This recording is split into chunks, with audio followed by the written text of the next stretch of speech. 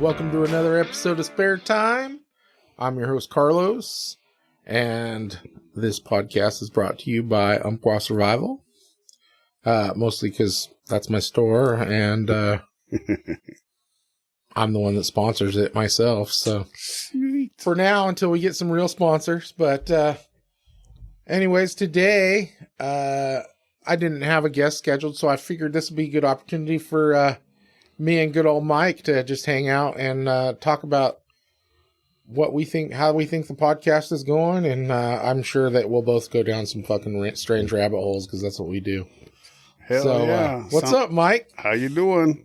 We're here again. Let's do this. Should be very interesting. Dude, you're trying to mix up your freaking intro. What the hell? Hello. I'm back again. Are you trying to ruin?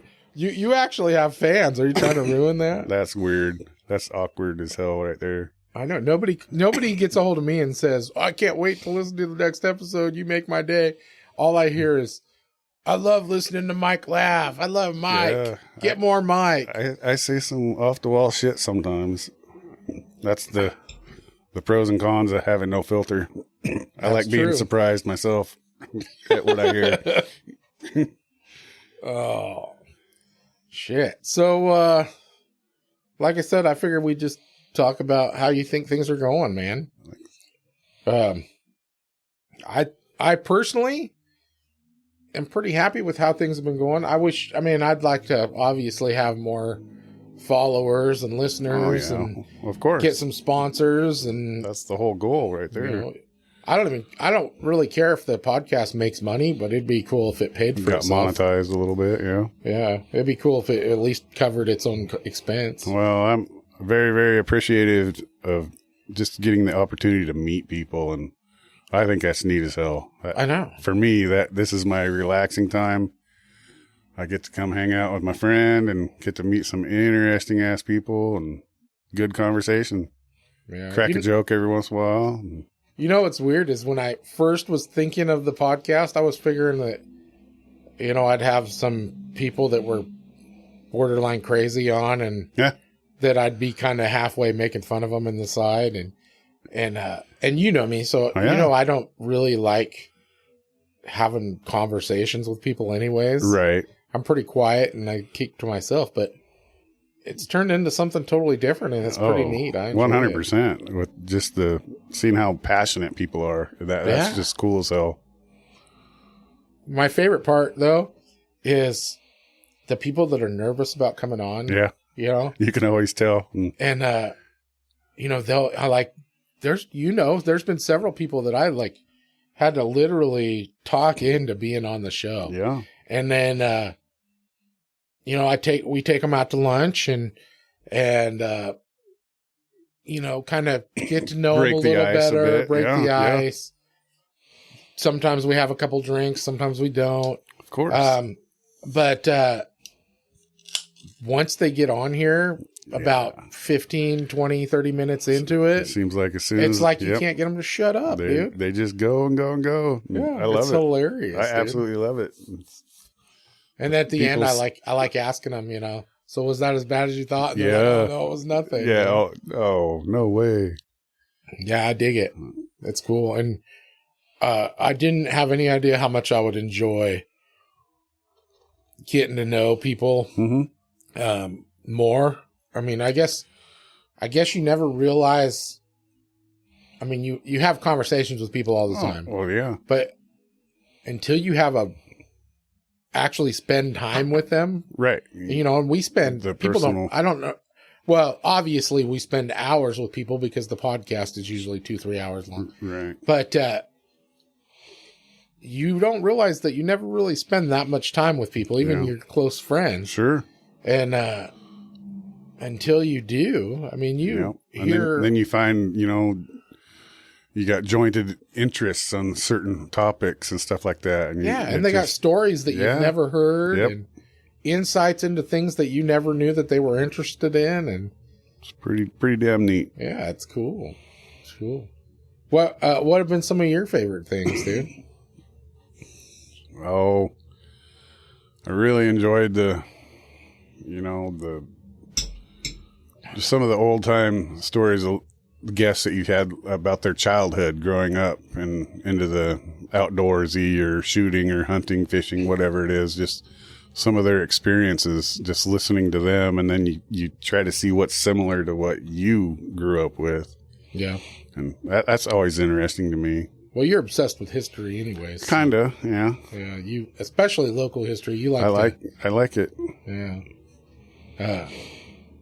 I grew up here too, but I guess I don't have as good of a memory because I do. When people talk about it, all of a sudden it'll pop in my head. I'm like, certainly. Oh yeah. But as far as just bringing it up, I don't remember all that stuff. It's just something that's always interested me. Yeah.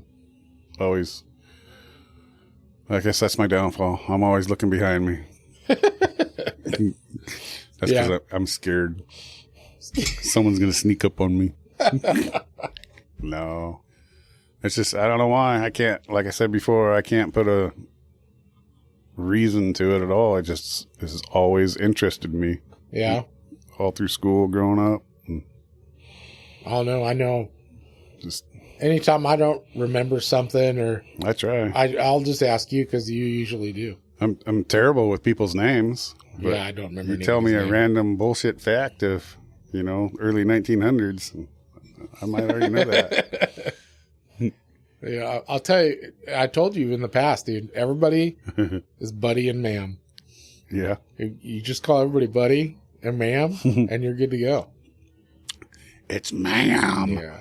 I did have a customer the other day though, and for whatever reason, I met him when I was doing the podcast on the radio with Shannon and Alan. Sure. And he was one of our regular listeners, and he won a few of the raffles from that, and then him and his brother used to come in here and shop, and so I met him from that, and for whatever reason. He's just one of those people who I remembered his name. I remember his face. Yeah. And he came in the other day and he was asking me some questions about some gun transfer thing anyways.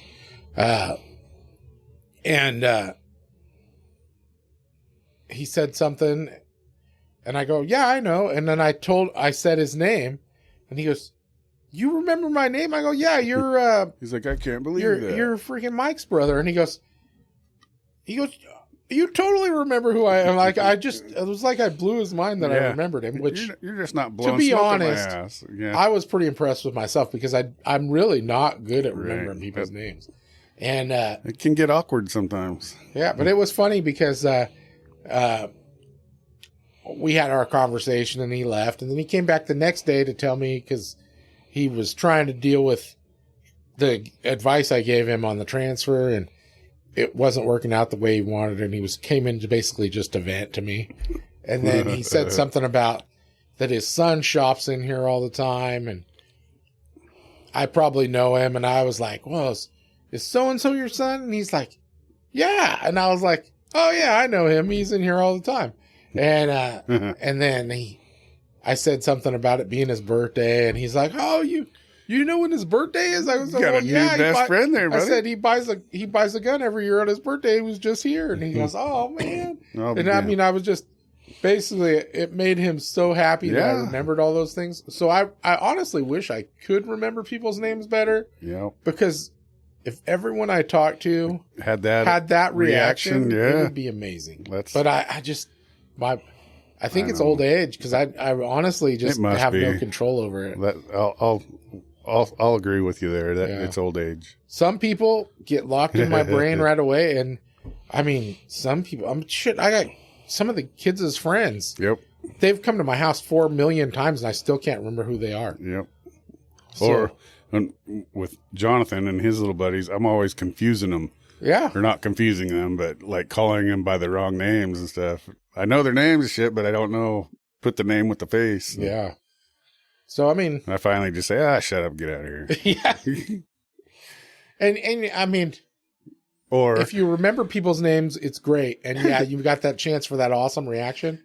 But if you call them the wrong name, it's the exact opposite. They're like insulted that you called them the wrong name. But I've seen you do this many times as you just make up names for people. Mm-hmm. It's like, oh, you're the hairy dude. Yeah.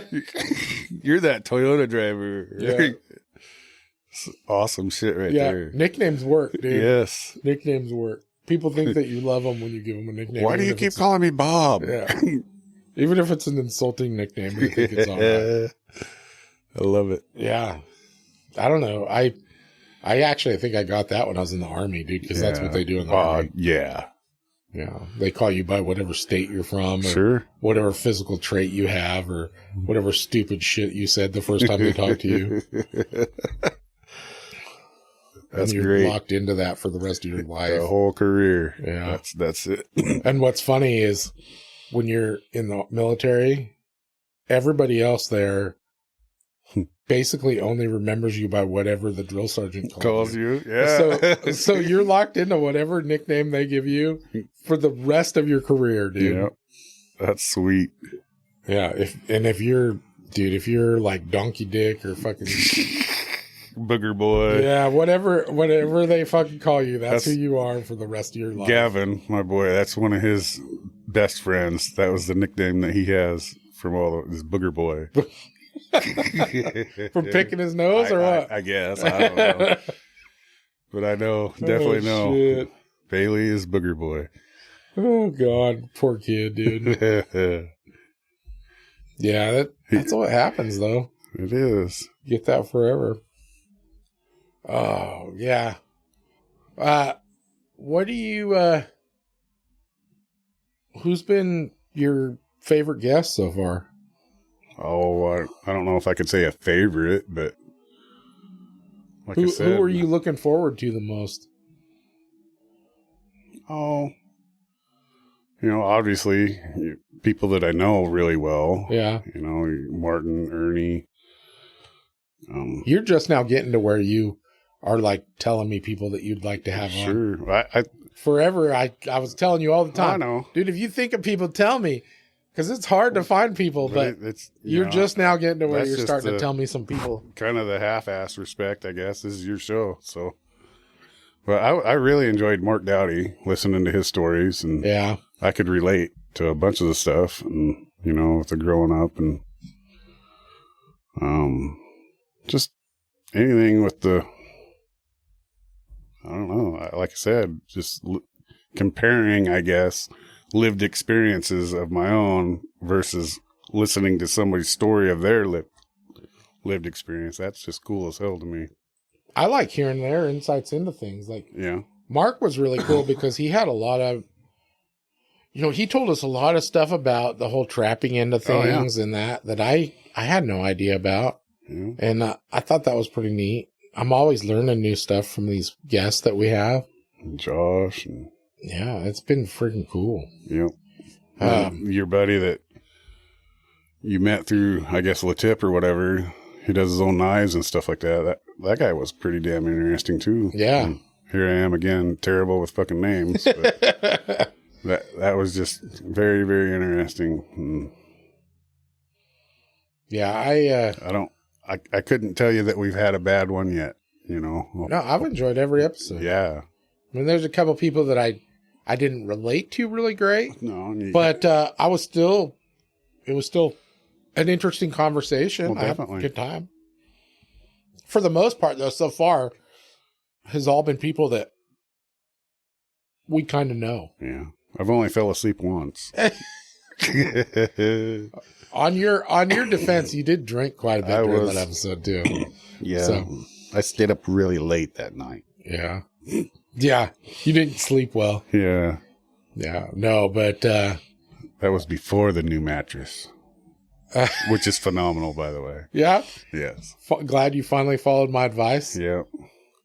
And freaking basically the only reason you did was because Sarah made you. Yeah. She called me at like 9 o'clock in the morning. You're basically her second husband. We're like sister husbands. Brother husbands. That's just weird, dude. Yeah. Good friends. I know. You should start paying half the bills. No, I was thinking you guys could help me out and pay. She's in Lincoln City. You should wire her some money. No, my wiring skills are lacking. Yeah. Oh man, I've had fun though. I've had fun with.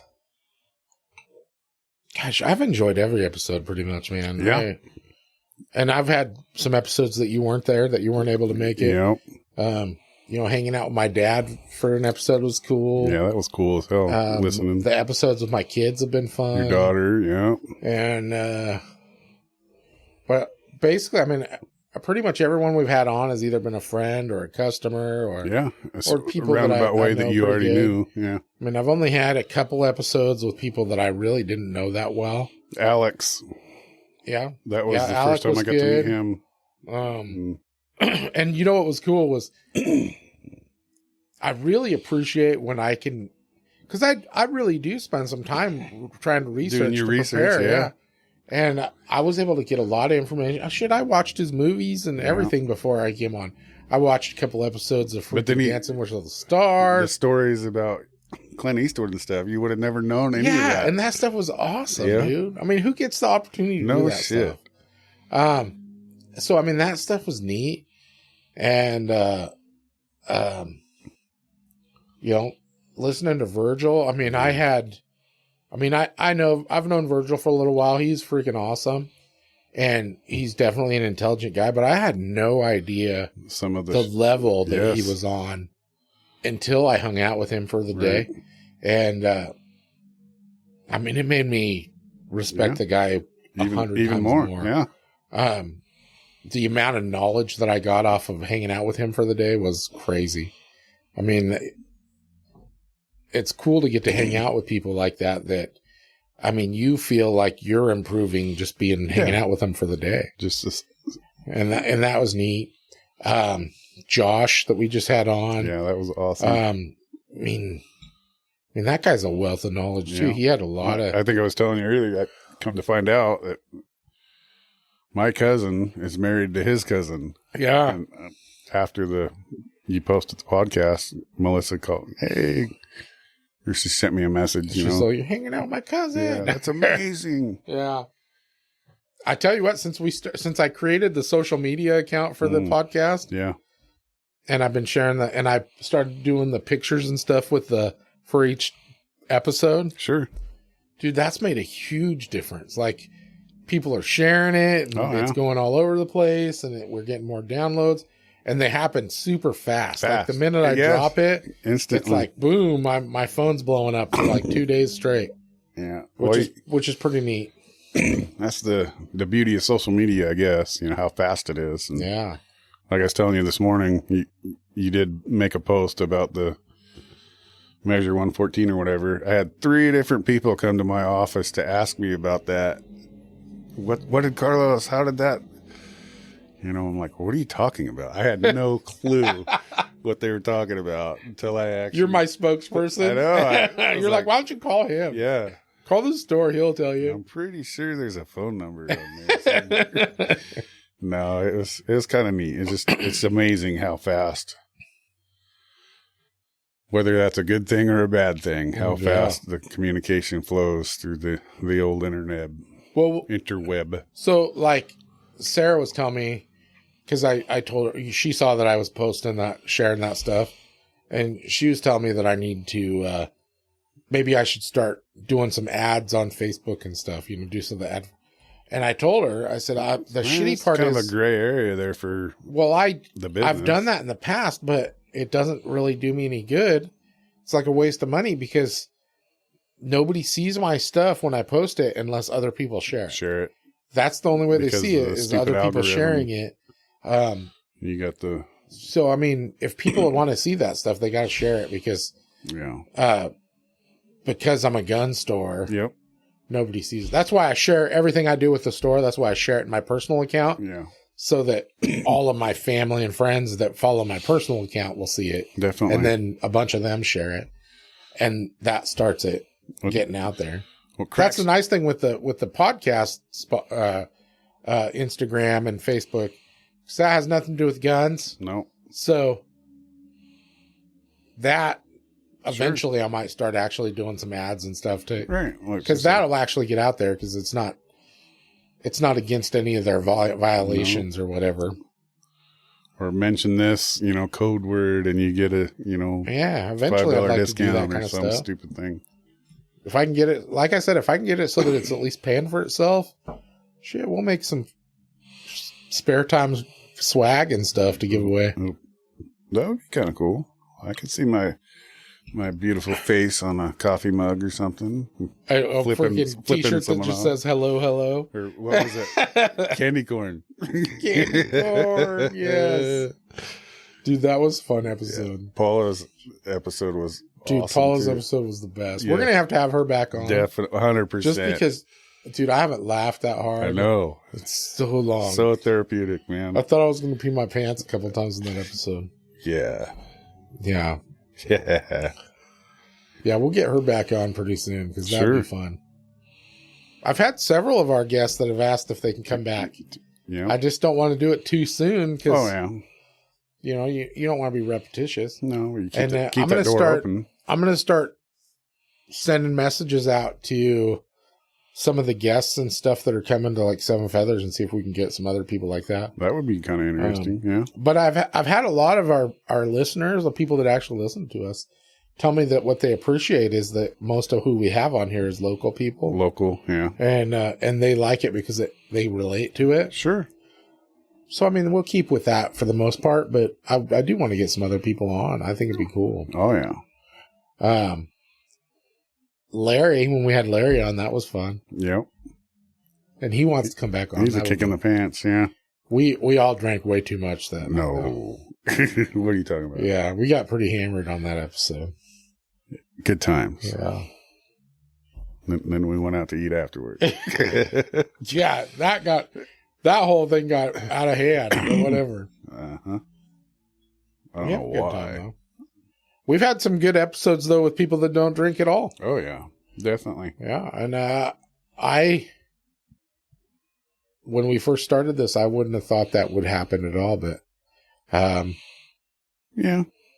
I've actually started taking it more serious. I think you found a niche, and this is a good deal. Yeah. I'm a backer. I like it. Doing a good thing. I actually even started taking it more serious, and I'm not even drinking as much anymore. Well, that's because you got yelled at all the time. Only by Sarah. But that's what I'm saying. Yeah. So, yeah, but it's been fun. I've been enjoying it. Yep. I do think I'm going to have two things. I'm going to have to figure out a way to take this mobile a little bit, or either that or start doing a few episodes remote with people that aren't here with us in the office, which I think is going to kind of suck, but I've had people reach out that want to be on the podcast that they can't be here. And sure, I don't kind of want to miss out on that. So, and the other thing is I'd really like to at least periodically have episodes that's video recorded. I know. So people can see our faces and see what's going on. As soon as I get my Starlink set up, when we have a shooting day, we'll do one out there in the field. Oh, dude, that'd be awesome. That would be phenomenal. Do a shooting day podcast. Yeah. Okay, everybody, plug your ears. No, because we're not shooting anything that's not suppressed. We don't need to plug your ears. I know. I was just saying. Dude, I told you, we went out shooting Saturday. And we took Ronnie with us. And he brought a couple of things to shoot that weren't suppressed. Dude, they were so obnoxious, dude. I kept telling him, dude, stop. I'm like, dude, just put that stuff away. That's horrible. Yep. Nobody wants to hear that. And then, but he didn't, obviously. He just doesn't listen. Of course. He didn't have hearing protection. It was just, I don't know. People that, You're spoiled, Carlos. I've spoiled myself. Yeah. I've spoiled my staff. Yeah. People that don't shoot suppressed are like barbarians, dude. I forgot my earplugs. Damn it. It's horrible, dude. I don't even want to shoot. I don't even want to shoot my carry pistol because it's not suppressed, and I don't. Yeah. I just don't care. if I have to kill somebody with that thing to protect myself, I'm gonna kill the shit out of them because they're gonna deserve it for making me freaking blow my eardrums out. You know, I watched cheesy ass movies on, you know, we're always telling each other back and forth, oh, did you see this? Yeah. I can't remember what it was, a series, and the guy's FBI Jason Bourne type shit, and he's in this taxi, and he starts torching off his fucking gut, and it was so realistic because it actually had the ear ring and then the expression on his face, and he's, you could just imagine how loud that was inside the car. Dude, I can't even. Dude, if you had to actually, like, shoot your gun off in your house even, it would just be so loud. In a car, dude, you'd probably blow your fucking windows out. It'd be crazy, dude. Yeah. Or you could be a viral video and say, that's why mom doesn't love you. That cracked me up. Oh, that reminded me of our kids. Shit. Oh, dude. What have you been watching on TV? Just a bunch of random shit. Yeah. Have you checked that Extracted show out? Is it a series? Or? Yeah, it's a new series. It's kind of like a mix between Survivor and... Oh, no. I haven't seen that one. Dude, you should check that show out. It's a totally different take. You know, there's one person that's like the survivalist that's out. Is it more of actual surviving, or is it kind of... Dude, it's weird. So it's 3 people teams, and one person's like the person surviving out in the wilderness. The other 2 are like family members that help, that stay at base camp and watch everything on TV. Yeah, I think I've seen it advertised. So the family members compete against the other family members. Don't they have a lot of people crying? So they compete against the other family members to earn things to send to the survivalists to help them out. And the survivalists all have to once in a while compete against each other to gain things or whatever. And the only way the survivalists can leave is if their family extracts them. Sure. And basically it eliminates the whole team from winning the money. And it's like 2 different games going on at one time. Yeah. Each side of the... It's freaking awesome, dude. It's hilarious. There's people I absolutely despise on that show. Yeah, I imagine. And there's people that I'm like rooting for. There and the funny thing is the people that are trying to survive in the wilderness, there's like a couple, like 2 people that have a little bit of skills. Yeah. But none of them by any means are like actual survivalists. Yeah. There was a girl that was like, I think she's gone now, but there was a girl that was like a city girl from like Florida who's never camped in her life or anything. Wow. And I watched some. She basically spent every night crying about how cold she was and how miserable she was, but she was tough and she made it for days, dude. And it was pretty impressive with absolutely no skills. Almost won you over. That she freaking was doing okay. But I mean, why they would pick these people to go out in the wilderness was beyond me, because it's just good TV. Good TV, apparently. Entertaining to watch someone struggle, I guess. Yeah. And then there's people that you would have thought would never do good, and they're thriving. And it's just a good show, dude. It's a totally different take on it. And it's entertaining. So that's what we've been watching that lately, and it's pretty good. So just did the Josh Gate Expedition Extreme or something like that. Oh yeah, they have a spinoff of that with the Bigfoot hunters. The new. That's so weird that you're watching that. I know, it's just strange. This season, I guess, was probably one of the most pretty good fucking evidence. He's there smiling at them. They're in Washington State, of course, but just locking you in for the whole thing. Yeah, all the technology they had and the Predator drone. I'm pretty sure if you won the lottery, you'd be one of those people. I'd be right there with them. Yeah, you'd be like, dude, I've got my set my Starlink I've got my squatching truck. Every time I'd run into you, you look at this freaking plaster cast that I did. Yeah, I think this is his penis. You're like, no, dude, no. Oh my god, dude. That's crazy. Oh, yes. Just dumb shit. And then you got me hooked on the series with the FBI or CIA lawyer or FBI lawyer or whatever. And he goes all over the world. The Specialist, or I can't remember. Finally binge watched that to the end of the... Oh, no, dude. I binge watch so many shows. I know. I watch every show. I watch way too much TV. Yeah. It's always late at night, and then you end up staying up too late. And, yeah. Yeah. Everybody's like, how do you watch so much TV? I'm like, I don't know. It's like... After dinner? For like 2 hours at night when I should be sleeping. I'm sitting there staring at the TV for no reason. Sleeping in the recliner. Yeah. The TV's on. I've been binge watching freaking Young Sheldon lately. Yeah. We did Which is pretty fucking funny. Resident Alien. Watched the last. I love that show. We just finished the last series of that. The new season? Yeah.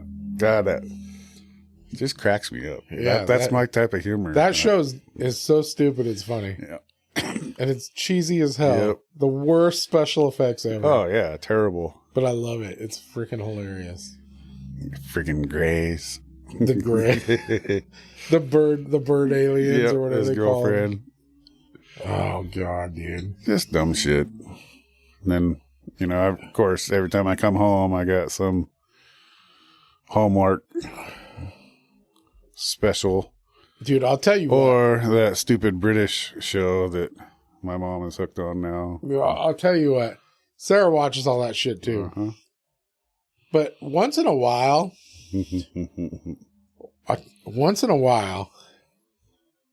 Carlos. It's all right. Don't say it. Once in a while. Don't say it. I don't mind sitting down because you know what's good about those shows? They're predictable. Well, what's beyond that, there's no woke bullshit in any of them. Yeah.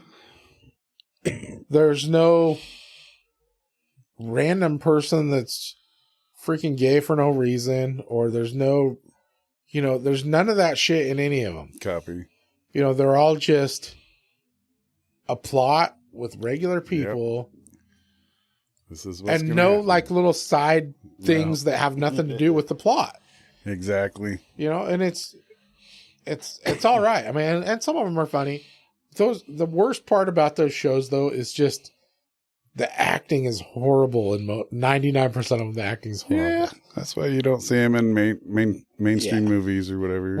Ronnie, actually, we all saw a million advertisements online for that. I think it's called Homefront series or movie and series. But it's on like the Angel Network, which. Sure. I can't remember the guy's name, but he plays a bad guy in every movie. All of them, yeah. But he's like the most religious guy in the world. And he won't even kiss anyone but his wife on screen. Yeah. So he started his own network. And it's this Angel Network. Well, you got to download the network to watch this show that he advertised. But the previews and shit looked great. So you start watching it. Ronnie, my brother-in-law, he freaking downloaded. He's like, I finally broke down and paid for that network so we can try that. We can watch that movie. So we all sat down and watched that movie a couple weekends ago. Really good movie. I was worried it was going to be all religious and stuff because it's on that network. There's really not a lot of that until the very end, and then they kind of throw a little bit of that in there. But it was a really good movie. I haven't started the series yet, but I'm gonna because the movie was good. Sure. It really was kind of realistic of what might happen if things kind of went awry. The EMP, right? Well, that one I think is I can't even remember now. It wasn't nuclear war. It wasn't nuclear war. No, it was it was something like, it was like an invasion or something. Yeah. But, and yeah, there was like an EMP that shut a lot of stuff down. But a lot of that stuff people don't realize could happen from. Oh, definitely. Like people around here really worry about a freaking super volcano or earthquake or whatever that would knock out communication. That would basically have the same effects as like an EMP. That would throw some yeah, and so panic out there. It was super realistic. However, it's based on like a little homestead. Sure. That these people have prepared for that situation. Yep, they were ready. And so they create their own community, which there's not a lot of that around. I mean, these people had to have spent millions of dollars to set up the way they did. Right. But as far as how things would happen, it's pretty realistic. It's almost like Walking Dead without the zombies. Yeah. Dude, I wish for zombies every day. That got so ridiculous, I couldn't watch it anymore. I loved it, dude. I loved it. At the beginning, I was had to watch that every single week. I did too, and then I quit watching it for a long time.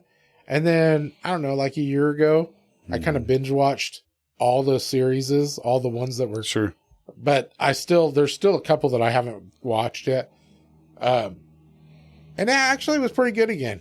So, because as it kind of progressed, the zombies became less of an even thing in there. Yeah, it was more like they were just like randomly they'd run into a zombie. It was the human nature. Yeah, they were running into other groups of humans that weren't that big a deal, which is what would probably happen because the zombies would eventually rot. And I mean, what would you'd walk past this moaning pile of bones that can't move. Yeah. Step on it.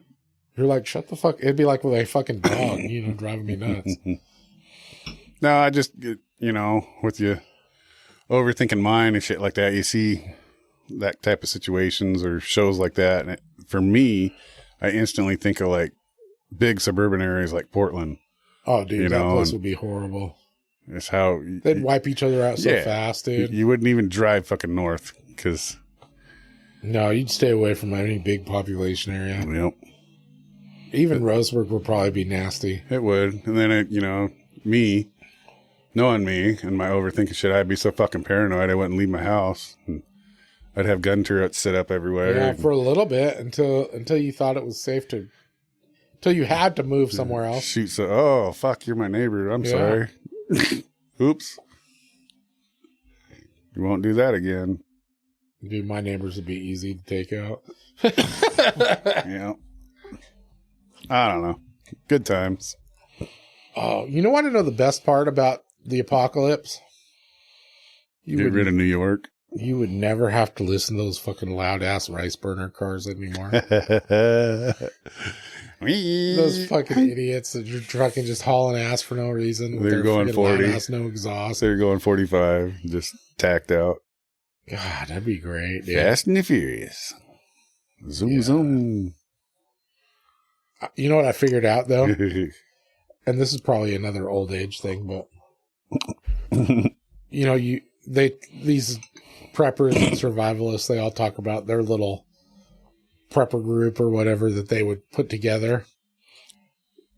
You know what none of them ever think about? And I would totally make sure that I had. Fucking toilet. Well, that for sure. Yeah, dude. But, dude, you got to have somebody that can play musical instruments and sing. Yeah. Somebody that can give you some entertainment. Yeah. Even if that fool can't do nothing else. Can you please whistle a song? He could like weed the garden and shit. You're sparking my fucking imagination. We need to get a fucking group together now for the prepper. Yeah, if you want to join Mike and I's group, feel free to send us some messages. Yeah, give us some ideas. And hopefully you can tell us what your skills are that you can bring to the group. Hopefully you can play an instrument or something. Because some random guy from the bar that your wife brings home to play the guitar. I've got a small prep, for if shit goes wrong. And I've slowly worked on it over the years. right. to be better and better. Because I always learn that I don't have as good a shit as I thought I did. Yeah. But I'm more prepped than most people because I own a gun store. No shit. So I'm prepared to be a pirate. So I'll just take everybody else's shit. So Somali. So if you want to be part of my team, it's the Douglas Counties. Just let us know. Tell me what your qualifications are. What do you bring to the table? That's funny shit, dude. Yeah. That'd be a good TV show. Yeah. What was that dumbass cartoons the boys watched? The Total Drama Island. Oh Jesus! You're voted out. Oh man, dude, I've been listening to this audiobook called Dungeon Crawler Carl. It's like a tongue twister. Hell? It's kind of like based on a role playing game, but basically it's like you remember the movie Running Man? Yeah. Where they take him and throw him in a game show? Sure. So it's like that, but basically this alien race takes over the planet, and they kill everybody in the planet except for like 10 million people. Sure. And then they create this I think it's 18-floor dungeon. Jesus. And take those 10 million people and put them in the dungeon. And they all start on level 1, and they got to work their way down. And each level gets harder and harder, and they have to survive. But the whole thing is presented live on this freaking internet that goes over all these different galaxies that all these other alien races are watching. Fucking. So they got CNN. Trillions and trillions of aliens watching them on the internet. Nice. On this game show. And the more followers and freaking views and people that are supporting them and stuff, the better shit they get to survive longer. Nice. But the whole audiobook is the narrator is talking. I mean, it sounds like you're watching a game show, dude. and it's freaking hilarious, dude. I can't quit listening to it. Cool. It's cheesy as hell, but it's freaking hilarious. Yeah.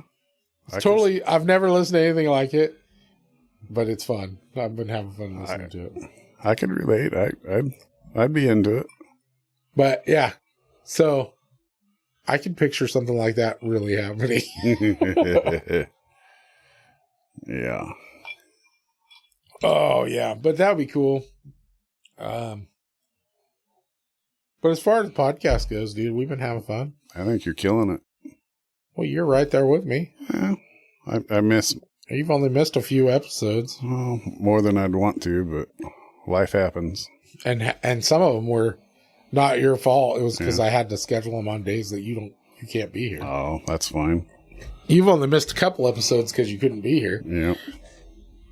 For being sick or whatever. I can always, say I got a doctor's appointment or something. Yeah. But then that's my... Nobody's going to see you in the podcast. I know, but then somebody would hear it. We'll tell them it was on a different day. That's my go-to to buy guns. I haven't bought a gun in a while, so I'm going to have to. Got a doctor's appointment. I got a phone call. Yeah. You were telling me about your employee that's got a second job. Yeah. Calls in sick to work his second job, and my boss, your boss drives by and sees him. He's like, I thought he was sick. I just saw him out there working. So he doesn't work here anymore? Yeah. Freaking knuckleheads, dude. I told you though, I bet when you freaking have to talk to him, he's gonna be like, yeah, I saw him. I knew I was funny. I tried to hide. He's like, we locked eyes, and I was like, oh shit. Oops. Yeah. People amaze me. I actually did that when I was at Lowe's, dude. when Sarah and I first got together, God, that seems like a million years ago. And she took her niece and nephew in.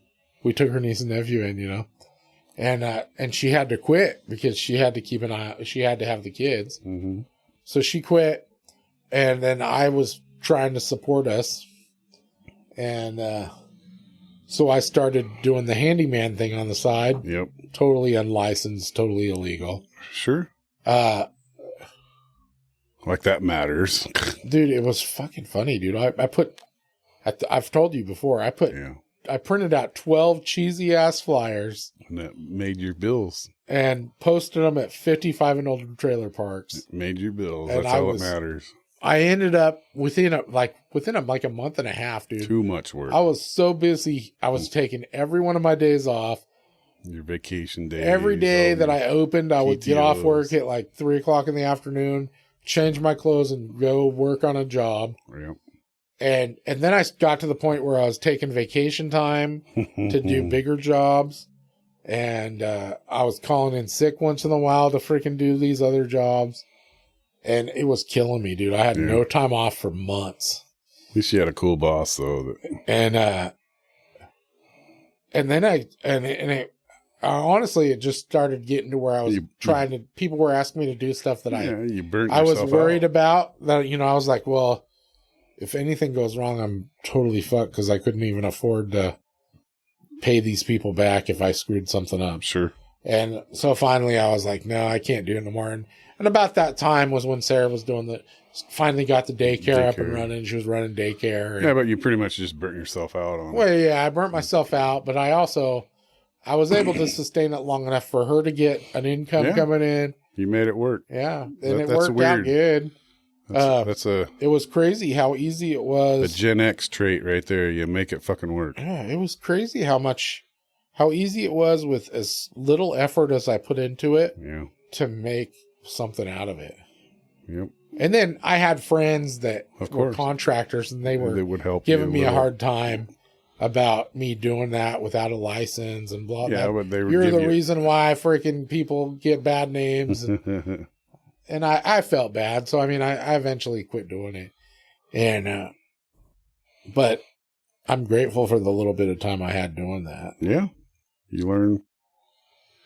And it's kind of, I guess, gives you a good feeling in the end, even though it was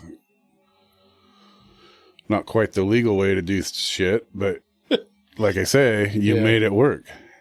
And then, and it's not the first thing I've done not the legal way. But what are you talking about? Yeah. But hey, we can't air that. Now, Remember the one guy? Can you please not say that? I will. So that's one thing about the podcast. I don't want my boss hearing that. I will tell you, and I'll let our guests know, or our listeners, not our guests, know. That's awesome. I've always told all our guests, I can edit anything out if you need me to edit stuff out. But for the most part, almost every episode has, other than me making it sound better as far as the quality of sound, hardly any editing at all. There's almost no editing. I have hardly ever had to take things out, except for a couple guests have asked me, can you take that out? I don't want my boss Hey, can you listen to that and make sure that I don't call anybody out or blah, blah, blah. I don't want to sound drunk. And yeah, exactly. I've got too drunk and I'm afraid of what I said.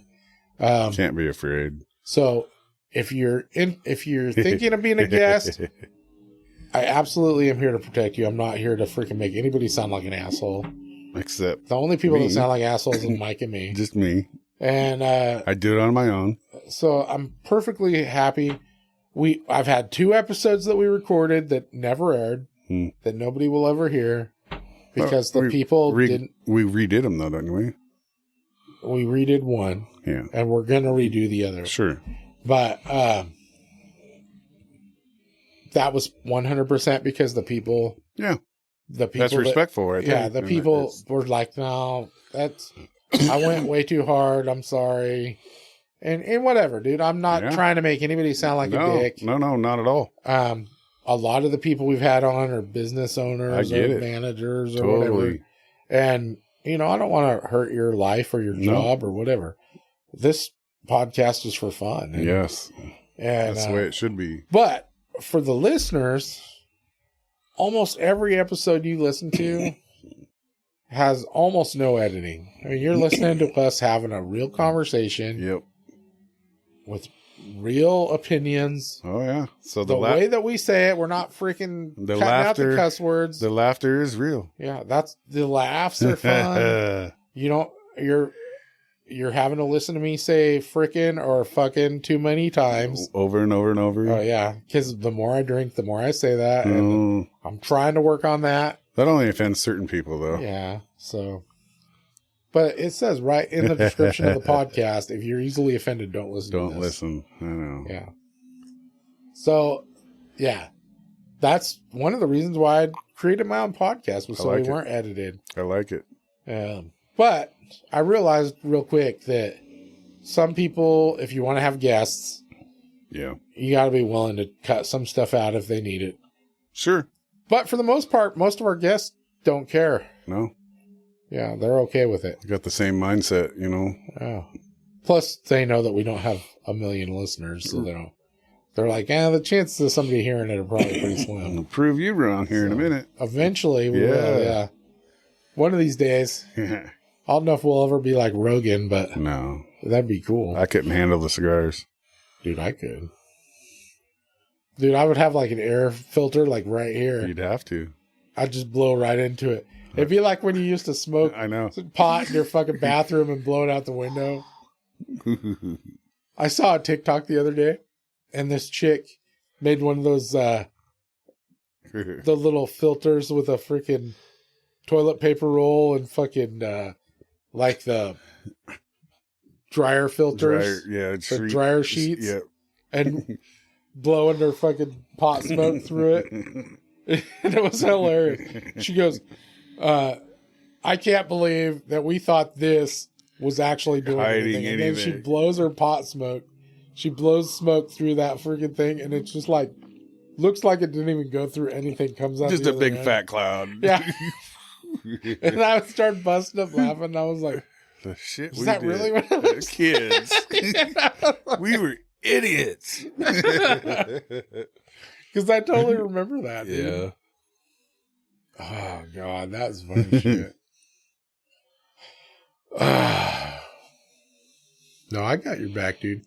If I ever get it so that I can smoke cigars in here, it won't be until, like, you can't even tell we're smoking cigars in here. I got to protect my co-host. Yeah. I can just man up, quit being a puss. Oh, you'll be over there in your little snorkel outfit. I got a hood. I know. You look like fucking spaceman over there. I'm getting ready to take off in a rocket. I'll have to buy another little mic that'll go inside of it. Yeah. Hey, we can do this. Well, why does Mike sound like he's in a fishbowl? I was like, because he's literally he is. Because he is. It's for you. Dude, how did I not turn my ringer off? Yeah, you and your electronics. That's usually what you say to me. Oh, that was weird, dude. It's always you. It's not me. I know. I gotta pause this for a minute. Do it. The crackheads and they have homeless people in Coos Bay. Yeah, that was one of the driving factors why he closed his business. I just saw a thing that they opened it back up, or they're getting ready to. But there's some videos this year of him chasing people down the street, stealing bikes, and that sounds like shit. He has it on the fucking podcast as he's chasing this crackhead. Dude, I would love to get him on. Yeah, because he is a character, and I love that dude. He's super nice. Yeah, yeah. He's very, very against the fishing game of Oregon, though. Really? Oh, bad. They don't like what they're doing, huh? No. Well, so I've noticed it's totally different on the coast side from the coast and river is totally different. And it's almost like the fishing side of it and the hunting side should be like two totally different organizations because they're like not even on the same page with stuff. Nope. But yeah. I just a couple people that just came to mind thinking. It's like the fishing side of things with ODFW. Yeah. It's all like the fishing guides and shit. that have anything to do with anything.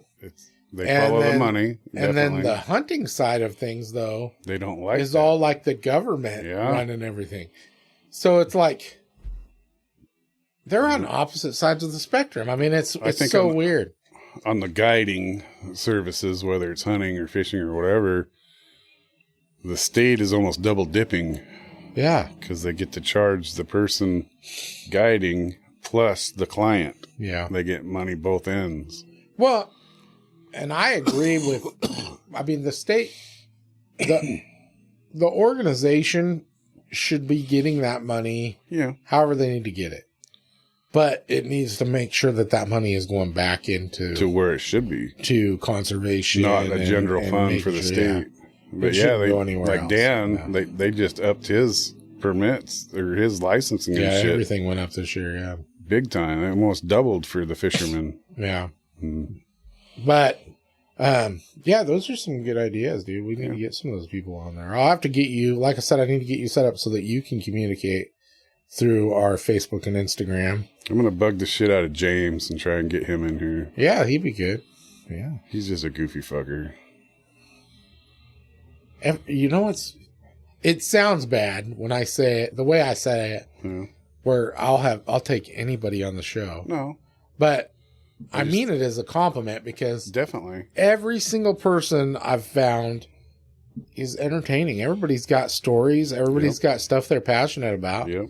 And the way that you and I work it. Who was the lady that, I think we did her twice already.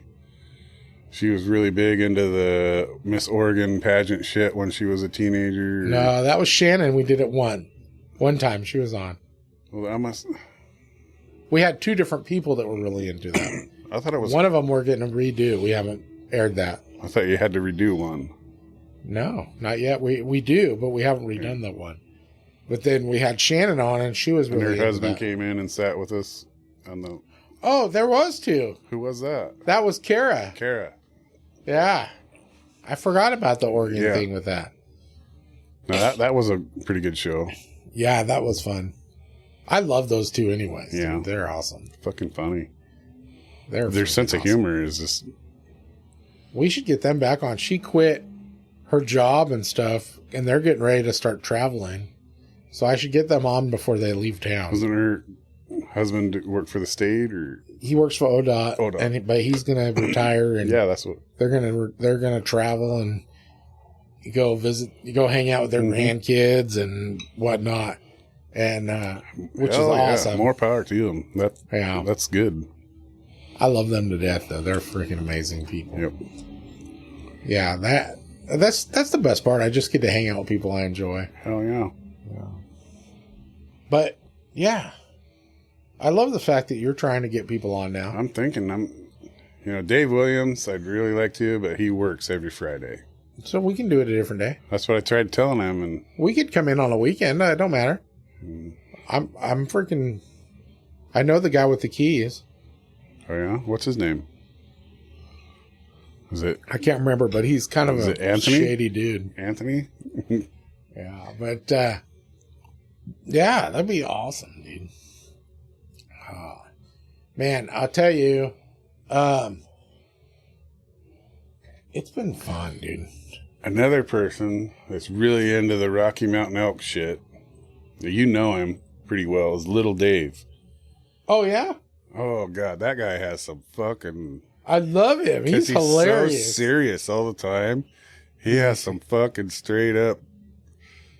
His comedy skills, just with him trying to be serious, is like, holy shit, dude. He has me cracking up every fucking day. And I told you, I used to work with him years ago at Bayliner. But yeah, he's really big into that Rocky. He always has been for years, the Rocky Mountain Elk Foundation. Dude, tell him to come on. Okay, I will. Yeah, holler at him. We'll get him on. Because he does not work Fridays. I know that for a fact. He's fucking hilarious. Yep. We'll talk about our old times at fucking Bayliner. Sure. He taught me some of the stupidest shit ever at Bayliner. And that dude, when I worked with him at Bayliner, he had, what was that fucking little goofy car that he drove? A Yugo. Yeah. And he had like 3 of them. Yep. But 2 of them were just for parts to keep the other one running. And, dude, that guy was hilarious. But his workstation, we worked in the wood shop. Probably fucking immaculate. We worked in the wood shop at Bayliner. Yeah. And his workstation, like, you did not touch anything on his had workstation. A fucking spot. If you touched anything, you would hear about it. Even the dirt had a spot. And his little 4-foot ass would fucking chew you up and down. I love it. But he showed me, when I first started there, I was a kid, dude. He's a hell of a guy. I had never used some of those tools. He showed me how to use different tools. He showed me how to freaking shoot the nail gun at fucking people. He showed me how to fucking... He showed me so much stuff. I mean, I love that guy to death. Yeah, I would. And he was hilarious. And he hunts and fishes. And yeah, he was awesome, dude. And so down to earth. He was just one of those people that instantly takes younger people under their wing and freaking teaches them things. Just a good man. Yeah. No, I would love to have him on. The garden gnome. We would have some fun, dude. He looks like a garden gnome, absolutely. Yes. And when I worked at Bayliner, I used to always call him Yosemite Sam. Did you? When I would tell people who I was trying to remember, because I could never remember his name. And I'd be like, the little freaking short Yosemite Sam guy, and they're like, "Oh yeah, Dave." Oh, that's awesome, dude. Yeah. Yeah, no, we need to get him on. That'd be fun, dude. We would have fun. Yeah. Yeah. I ran into him at the lamb auction. Yeah. The livestock auction for lambs one year. He was there to make sure that his grandkids' freaking lambs sold for a lot of money. Yeah. And I was there, supporting the show. And we were just having fun, dude. We were bidding against each other, and we would bid on other people's animals for no reason, just to do bid it up. Yeah. We're like, oh, this guy really is going to pay for that thing, so we'd bid. I was like, I didn't want that thing at all, but I just threw a bid in there because I knew it'd go up another couple dollars. Yeah, it was fun. Right on. Oh yeah. So what else been going on? No, just was trying to help a coworker, an employee. She was asking a bunch of questions about the Alaska trips and stuff like that, and she knows you and Sarah, or she knows I talk about you and Sarah a lot, and she said, didn't they just go to Alaska? She was talking about going on an Alaska trip. Yeah. Okay. And not so much to go fishing or hunting or anything like that, just the Alaska adventure, whatever. So at work, we have all these customer base, just a ton of lodges up there. Oh, yeah? So we're going through the computer of all these places that we've sent boats, customers have bought boats, and so we're looking, and we're going through, and there was one, it just cracked me up. The pricing is just fucking ridiculous. There's no rhyme or reason for some of it starts at like $180 a night to fucking $1,800 a night. There's just I don't know. It better be like a fucking Trump Plaza, type shit. So we're scrolling through there, and she found one that was, I want to say it was in Homer, and it was I think $1,700 a day. Holy shit! With the cabin, include fishing and everything. You had to bring your own fucking boat. What? Yeah, and we were laughing so hard. Like, you go all the way to Alaska to do a fishing excursion and shit like that, and it says bring your own boat. Dude, I will tell you, what the hell? You can let her know this as well.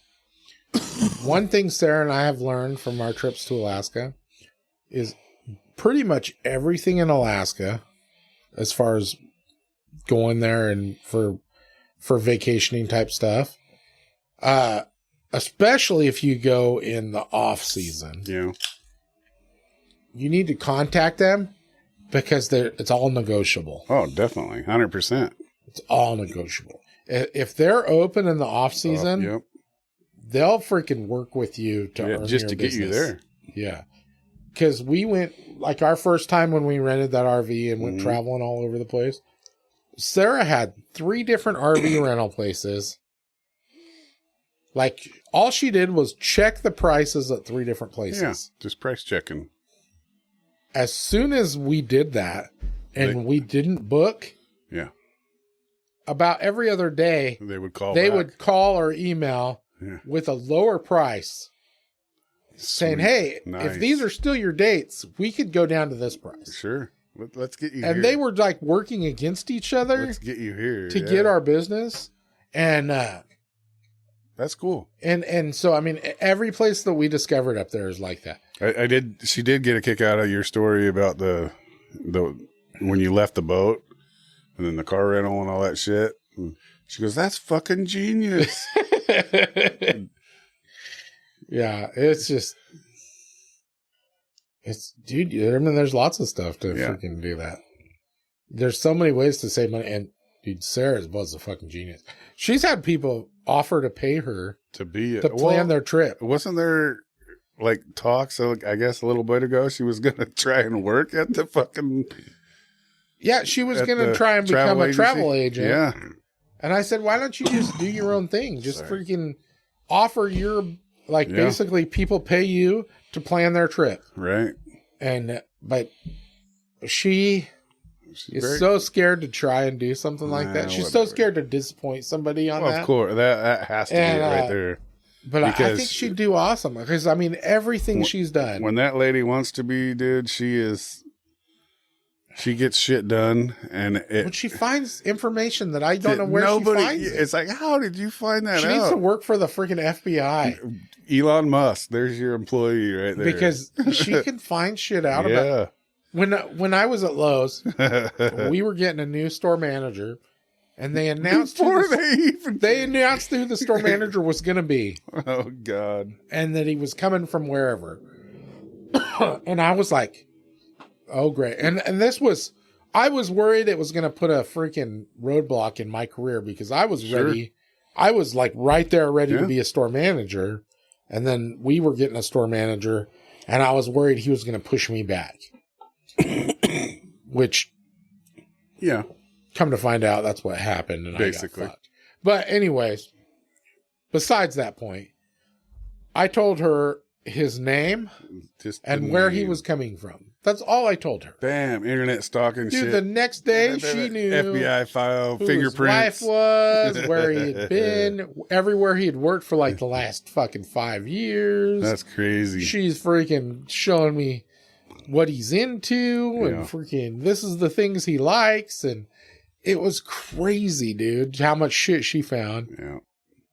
I should start having her do my prep sheet for the fucking podcast, dude. She'll find out what you ate for dinner before you fucking came on the podcast. So I got an employee. I won't say her name, but yeah, I try not to throw people's names out. She's badass. She's my number one. Whenever I'm going to hire somebody, because it's kind of, I don't know if it's legal or not. I don't do any internet searching and shit like that. I will every once in a while call a reference on a, I think internet searching is actually against policy on most companies. So, well then, she does all the leg work. I'll just leave it at that. And within, like you say, it must be a woman thing. Cause like within 20, 30 minutes, she's, tells me all this bullshit. She does your research for you. Wow. Okay. Here's some red flags. Yeah, pretty interesting. Dude, I think all the way to fucking arrest records and shit, I'm telling you what. Some of the that shit should not be against any company policy. Some of the shit that's public record is just like amazing to me. Dude. Well, I don't know if I ever told you. I don't remember if it was last time or the time before last that I had a job posted here at the store. I get a lot of applications. Right. That doesn't mean that I'll schedule quite a few interviews and if I schedule 20 interviews, about 12 of them will actually show up. Sure. But, I mean, that's better than a lot of businesses. So I count myself as lucky. But one of the people that applied for a job here, and I'm a little independent business. I can do whatever the fuck I want. Definitely. So I definitely will search your freaking social media. Right. I'm going to look for everything to see if I even am interested in hiring you at all. Protecting your interest. Yeah. Well, because that's the way it should be. This business is not, we're not a neutral business. We're not catering. I mean, we do cater to everybody, but we're very skewed one way. Yep. Because that's just who we are. That's the beast. And I don't need people here with their own agenda. No. And so, I searched their media. Well, one of the people that I had apply for a job here, when I searched their social media, there was 1 million posts on their social media. Anti-police. Yeah. Anti-guns. Anti-this. I mean, they were just very much an activist. You're like, you do realize we sell guns, right? Which I don't have a problem with people having their own opinions. No. But you can't be against what you're going to sell. Exactly. And then they had like all this I don't care. I've had employees that are gay or whatever. That doesn't matter. That part makes no difference. No. Who you love is who you love. Your criminal background really matters. They had a side hustle making freaking sex toys and sex furniture. Wow. And I was like, I think we talked about this. I don't know if that's going to work out. I was like, fuck yeah. I was like, I'm not against it, but I don't need you asking our customers if they might be interested in some of that stuff. Don't be handing out cards. So, I mean, that was weird. And then, I mean, they just had so much stuff that was against everything. I was like, how do they even plan on working here? Right.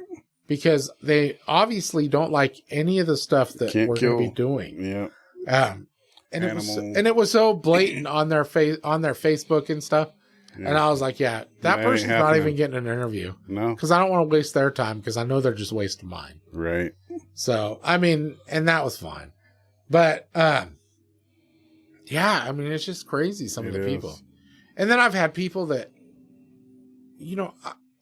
I understand you have to apply for jobs to keep your unemployment. You have to try and do this and you have to try and do that. You jump through the hoops. Just tell me. Right. Say, hey, right off the bat. I'm really not interested in working there. I was just doing this because I have to for unemployment. Just jumping through the hoops. Just tell me that. I'm not reporting. Okay, thanks, man. There's no employers calling unemployment and going, hey, I got so-and-so applied and they said they only did it because they have to. No, that ain't ever happening. I guarantee you nobody's doing that. Nope. No employer actually works with unemployment unless somebody applies for unemployment. Right. Otherwise, they could give a fuck less. Yep. So just be honest with them because all you're doing is wasting their time. Yeah. But I mean, when I get 25 applicants, 50 applicants, however many applicants, I schedule 12 or 15 interviews. After you do all your research. After I do all that research, after I read their resumes. So and you got time invested. And I do that. And by the way, if your resume has your name. And that's it. And phone number. If there's blank spots. And that's it. Yeah, fuck that. Don't even put that on the fucking internet. Because that's not a resume. Get it out of here. Anyways. So I take all that time. I find these people. I narrow it down. I call these people. I schedule an interview. I talk to you, physically talk to you on the phone. And verify that time is going to work with you. And you schedule a freaking interview with me. You better be there. Come to the fucking interview. Yep. Otherwise, just don't schedule the interview. Yeah. You didn't have to answer the phone. I could have had someone else in there. You didn't have to freaking tell me you were freaking, oh, I'm so excited to be on there. And then, if you come to the interview and we talk and we interview and I freaking tell you, okay, I've got a couple more interviews. I'm going to talk to you later. We're in the process. I'll let you know Definitely. if we decide to go with you, blah, blah, blah, blah, blah. If you're not interested in the job, tell me right then. Right off the bat. You know what? I don't think this is going to work. Yep. That's fine. Yep. At least I won't waste any more time with you. At least I won't miss out on somebody else because I was going to hire you. Yeah. That's one good thing Greg did teach me. Right off the bat, as soon as we sit down, he throws the wage out. He looks right at him and says, is that something that you can work with? Because if not, then I'll just let you go right now. I don't want to waste your time, and I don't want you wasting mine. And I'll tell you what, from now on, when next time I interview people, I'm going to ask them at the end of the interview, do you think this is something that you could do? Yeah. If you're not interested, I understand. Yeah. Just tell me now so that I don't waste my time with you. Because it's not a being an asshole or anything like that. It's just cut and dry. People don't realize how much time and money and effort it takes out of our and I'm a small business, dude. Right. I don't have that time and money. Process and all that shit. You got a whole process. Yeah. It's already hard enough for you to get people through the whole process. Definitely. For me, it's just costing me a lot of time and money. Yeah. So, either way, it costs us. Yeah. So just be honest, dude. Yeah. If you're not interested, tell us you're not interested. Yeah. If you end up taking another job before I call you, at least let me know that's what happened. Definitely. Don't just not answer or fucking whatever. You know? Because we can, at least if you tell me, sorry, I got offered another job, then I can come back and go, I got to be faster next time. Thank you. Yeah. the main, I guess, pet peeve or thing that bugs me is the failing of a UA. Yeah. When you fucking tell somebody you're going to have to take a UA. How fucking hard is it? Yeah. It's not, or go through the whole process. They do the UA, the physical, and they're ready, and we're going to sit down and sign the agreement. And then they say, oh, I don't want the job. Yeah. After weeks of going through the process, and sometimes months. It's ridiculous. Yeah. Dude. People are just fucking weird sometimes. It's horrible, dude. But yeah, that definitely the background looking into that saves so much time. Yeah. Basically, when I was like you Lowe's, said, red flags. When I was at Lowe's, it was totally against policy. Yeah. But I did it every time. I didn't give a fuck. Well, I'm not going to say I do it. Somebody else does it for me. Well, it made a big, huge difference. Oh, yeah. Because there was people that had huge red flags. Yep. And there was people that had a couple things in there on there that I was like, I'll still interview them. And then the whole, Oregon changing the laws of, if it doesn't have to do with sales or anything, you're not even supposed to ask for a criminal record, background. Fuck that. And I tell people that I have to. Sure. I have to look into their 100%. criminal record to be able to work here to sell guns. Yep. And honestly, I had one person that applied, and I interviewed them, and they were very honest with me. Told me, more details than you needed. Well, no, they told me, hey, I got in trouble with the law. I had to go through drug court. I honestly don't know if I can even legally work here, but I'm very interested. I want the job. I'm working on straightening my life out. Somebody that probably would have been a good employee. I've been clean for blah blah blah. I haven't been in any trouble. Yeah. I've gone through all this shit. I'm trying to change my life. Mm-hmm. That second chance person. And I told them, it was actually someone that was on probation. Sure. And I told him, I said, talk to your probation officer. And that's number one. Make sure that you are legally allowed. Right. I mean, you might not even legally be allowed to be at this interview. You're right. You might not even be supposed to be in this building. In the building. Yeah. But talk to them and make sure, because they're not going to bust you for that. Nope. They're going to be like, no, you shouldn't have been there. But thank you for telling me. Yeah. You know, find out if that's even allowed. And I told them, I said, honestly, you interviewed really well. I think your head's in the right place. I'm not against giving people a second chance. But I have to make sure that you can really be here. You got to cover your I got to cover my ass. Yeah. You need to cover your ass. 100%. And that was one of the people I was going to for my final interview, I was actually going to give them another because usually what I'll do is I'll interview people. I'll break it down to 2 or 3 people. And then I'll have them come in and hang out for a couple hours to make sure that they get along with everybody. A full fucking... Just because we're a small crew and I want to make sure we all get along. Yeah. I know. But they never even got back a hold of me. So I'm assuming that means they couldn't do it. Right. Or whatever. Yeah. Or maybe their PO was a fucking piece of shit and fucking threw them back in jail for fucking being here. I doubt that. They just probably, this was just jumping through the hoops and they took me serious. Yeah, either way, it's all frustrating. Yeah. You spend all this time narrowing it down to just a couple people. And it seems like all you did was waste all your time. You know what I mean? I do. Yeah. Motherfuckers. Pimping ain't easy, bitches. You haven't drank whiskey with me in a long time, Mike. I know, because last time I was an ass. I try not to be an ass, Carlos. I'm an ass a lot. You know dude. that. People like it. I'm pretty sure the more fired up you get, people like it. On the last episode, certain people, which actually will air before this airs. Yeah.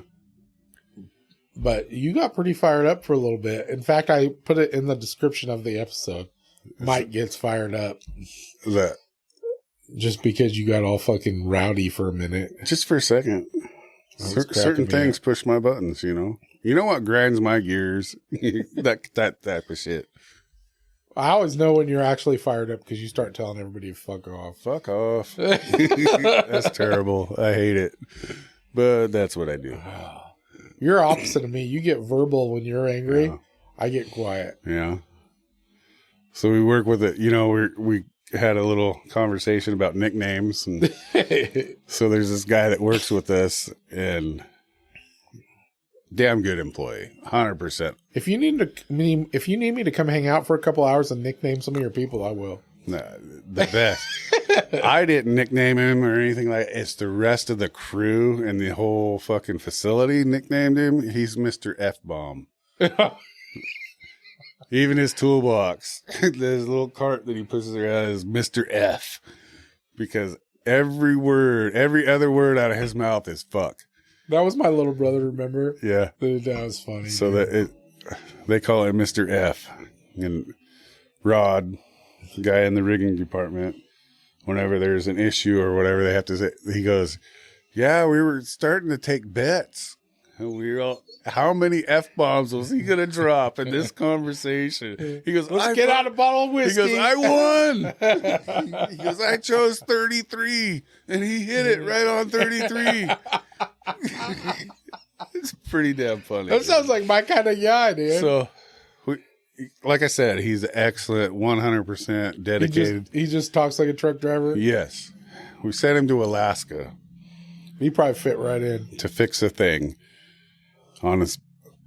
Do some paint work on a boat. And so the customer calls back to one of the big wigs is in charge of sales, whatever. And he's like, yeah, your guys did an awesome job. He goes, but that little guy, please don't send him back up here. Yeah, I guess he just was going off. And so they're right in the middle of selling a fucking boat up there And he's going off about how fucking rich people fucking spend the stupidest money. Those motherfuckers, fuck them, fuck this, fuck that. Fucking rich people in their fucking boats and fucking fuck. So, just shit. The nickname thing, that Mr. F. That's awesome, I love it. Dude. No more free trips for that guy. Nope. Oh, shit. That would have been a nightmare, though. I mean, you send those guys up there on like a... How do you guys pick those people? It's hard. I don't want to send, I don't want to send my good employees that actually produce. Send somebody that's good enough. But I got to send somebody that will get the job done. And it sucks, man, because, and then you got looking at a week. Won't go. You're looking at a week, 4 days, 5 days of production. Just to send somebody up there. 1 day of travel up there, 1 day of travel back. And then the 2 or 3 days. You guys do 4 days, so. But yeah, it's, I guess it's beneficial for the company and the customer instead of paying freight to bring it all the way back here. But I don't know. It just cracked me up that that guy was just totally ecstatic and pleased with the work that we did. But then he's like, please don't send that guy back. Yeah, that's funny, dude. Yeah. That's awesome, though, that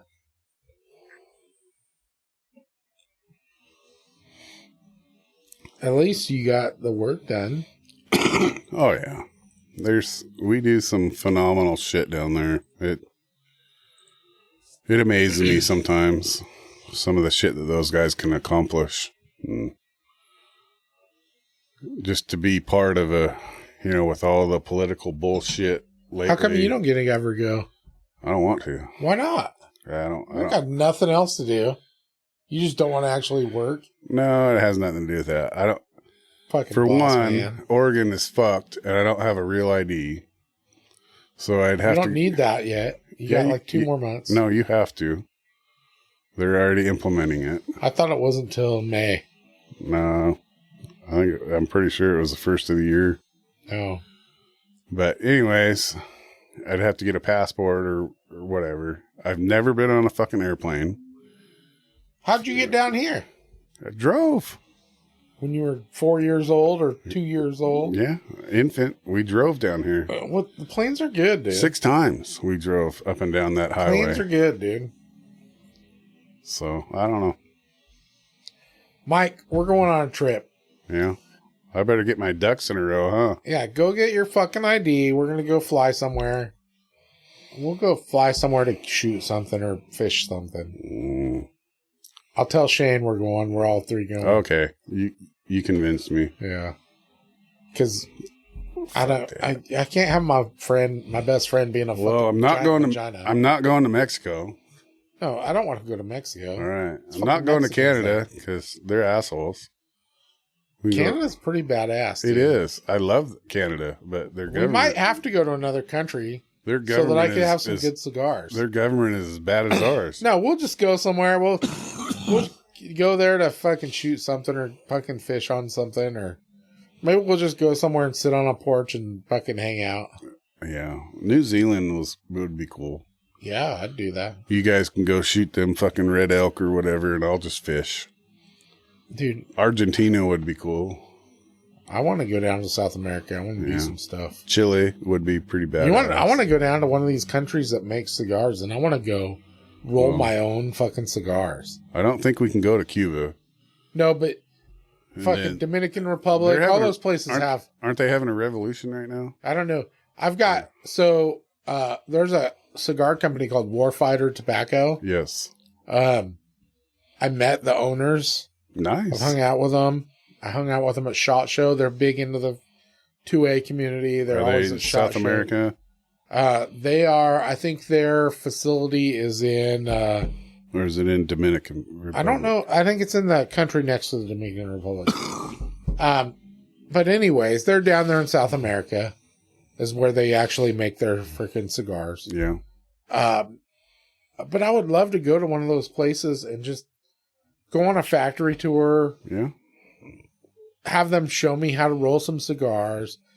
I was telling you before we fucking went to lunch. Yeah, local. Dude, I've watched videos of people rolling cigars. And what's cool about cigars is basically it's been the same forever. It's a Yule log that we're rolling here. They haven't changed it. There's not machines doing it. They're all hand rolled, most of them.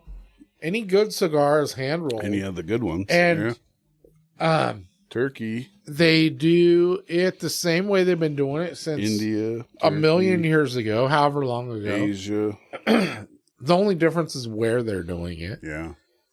But when you watch these videos, they look like they're these giant, like fucking firewood Snoop Dogg fucking joints. Blunts. They look like they're like a fucking giant. It's a like a baby's, like a fucking your forearm fucking thing. Yeah. And I don't know if maybe they shrink up over time. I don't think so. Or if that just the video makes them look bigger. I don't know what the deal is. I think they cut them and make two. But they look ginormous on the video.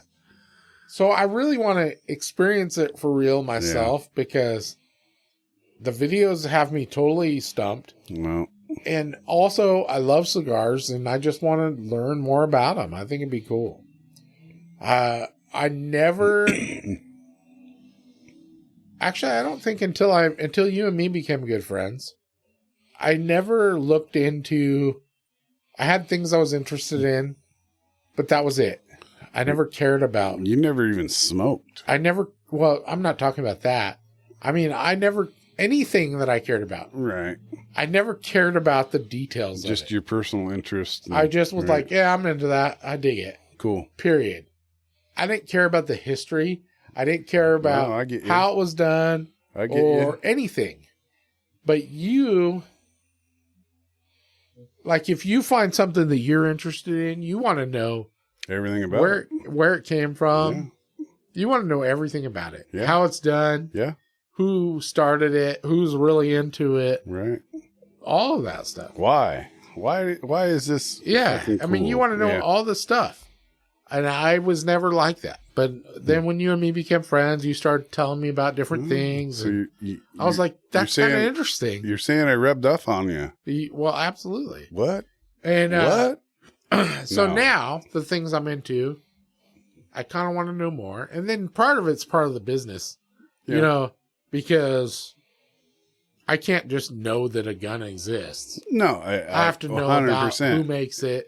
I have to know all the stuff about it. I have definitely seen that. Yeah, I gotta be able to talk to customers about it. And explain to them why. And you know what would be really, really cool is if this whole thing comes to, you know, fruition or whatever you want to say, and we do this or whatever. If you could fucking go and find out to label your own cigar, Umpqua Survival. Oh, dude, I would love it. I want to have my own cigar. I want to have my own whiskey. Yeah. Dude, I'm telling you what. We'd be big time. Yeah. I would love it. I think I would drink that. Well, I would because I'd probably try and choke down a cigar too. Is try to fucking kill myself. I wouldn't even let you, dude, because you'd fucking die. I know. I would definitely lose some weight coughing and puking. I don't know. You might be all right. Maybe a cigar is what you need to heat. It'll clean me right out. They'll be like, oh, all you needed all along was a cigar. I doubt it, but maybe. No, that ain't how it works. In a perfect world. But anyways. I hear you. Over the years, I've evolved to where I need to know all that stuff. I want to know all the backstory. Right. I want to know where it all comes from.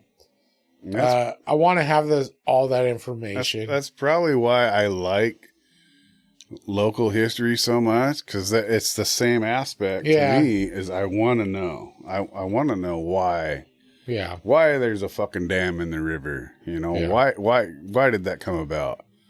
Or why was Douglas County Courthouse where it is now? I feel like a fucking dumbass when it comes to dams. Specifically talking about dams. Damn. Because fucking beavers made it. Like, people are like, oh, we need to tear this dam down and get rid of it. Fucking in my brain, I'm like thinking that is like an apocalyptic event. When a dam is not there anymore, I know. it's going to ruin everything beyond that dam. Well, it kind of does. And, in a certain fucking aspect. And it's going to affect everything above the dam. It kind of does. And, in that aspect. It's the big picture, right? You know, to me, that's like a giant thing. Yeah. I'm like, once you do it, you have to leave it there. It's not, there's no going back. Nope. You know? And it's just like, it's like cheating on your freaking old lady, dude. I guess. Once you do it, there's no going back. Yeah. Or you got to commit to it forever. Motherfucker. Or somebody's going to find out and you're fucked forever. Yeah. That's terrible. You know, it's just, that's the way I think about it. Sure. And, but no, as far as history goes, I never was into it that much until you and I became friends. That's kind of cool. And now I want to know more. That is just... If I'm interested in something, I want to know about it. All the workings of yeah. Every fucking aspect. And then when it comes to stuff with my work, business stuff, when it comes to guns... That's kind of a no-brainer right there. I mean, that's part of the business. If it's something I'm forced to learn about for work, I got to know everything about it because... Sure. Eventually, I'm going to have somebody else interested in it. Yep. And I don't want to tell them stupid shit. Or, yeah, it could come to the point that you have to sell that. Yeah. The problem is that my memory sucks. Yeah. So... It's a total advantage if it's something that sparks your interest. I've got enough memory that I remember there's more information that I'm forgetting. So then I'll be like, hold on. There's something else about this. And I'll Google it, and I'll be like, oh, yeah, that's what it was. So in the painting industry, they got these fucking deals that, you know, OSHA requires and all that, and it's the tech sheets. Oh, yeah. They come in fucking handy, dude. Yeah, because they give you the reminders. Yes. Yeah. You're like, oh, yeah. Let me look that up. I forgot. That one could cause cancer. Yeah. That one will fuck you up. Yeah. Make your teeth fall out and shit. Yeah. No, I just have to remember. I totally get what you're saying. I just have to remember that I don't remember. Yeah. I'm like, dude, I just have to not rely on just my memory. No. Make sure every time I Google it, so that it pops up the stuff I don't when you remember. refresh it, I remember that. Okay. And that's good. Yeah. That's good. Yeah. And then I've learned that a lot of my manufacturers have cheat sheets. Sure. That have all that pertinent information. Definitely. So that when I'm working with a customer, I can look at that real fast and be like, there. oh, yeah. Yeah. I forgot. In your face. You need this model, not this model. Or you need to buy this additional piece or whatever. This last couple years, I've really focused on suppressors. Yeah. Because... that's been a big portion of our business. Oh, yeah. And so, luckily, I've had employees that are just as involved in it as I am. You got some phenomenal employees. And we have all experimented a lot. And getting out and shooting. And that's... Yeah, exactly. And so, I've learned a lot. And I know where to look for that information. Yeah. But there's so much stuff. And it's always evolving. You never know. Yeah. And then now...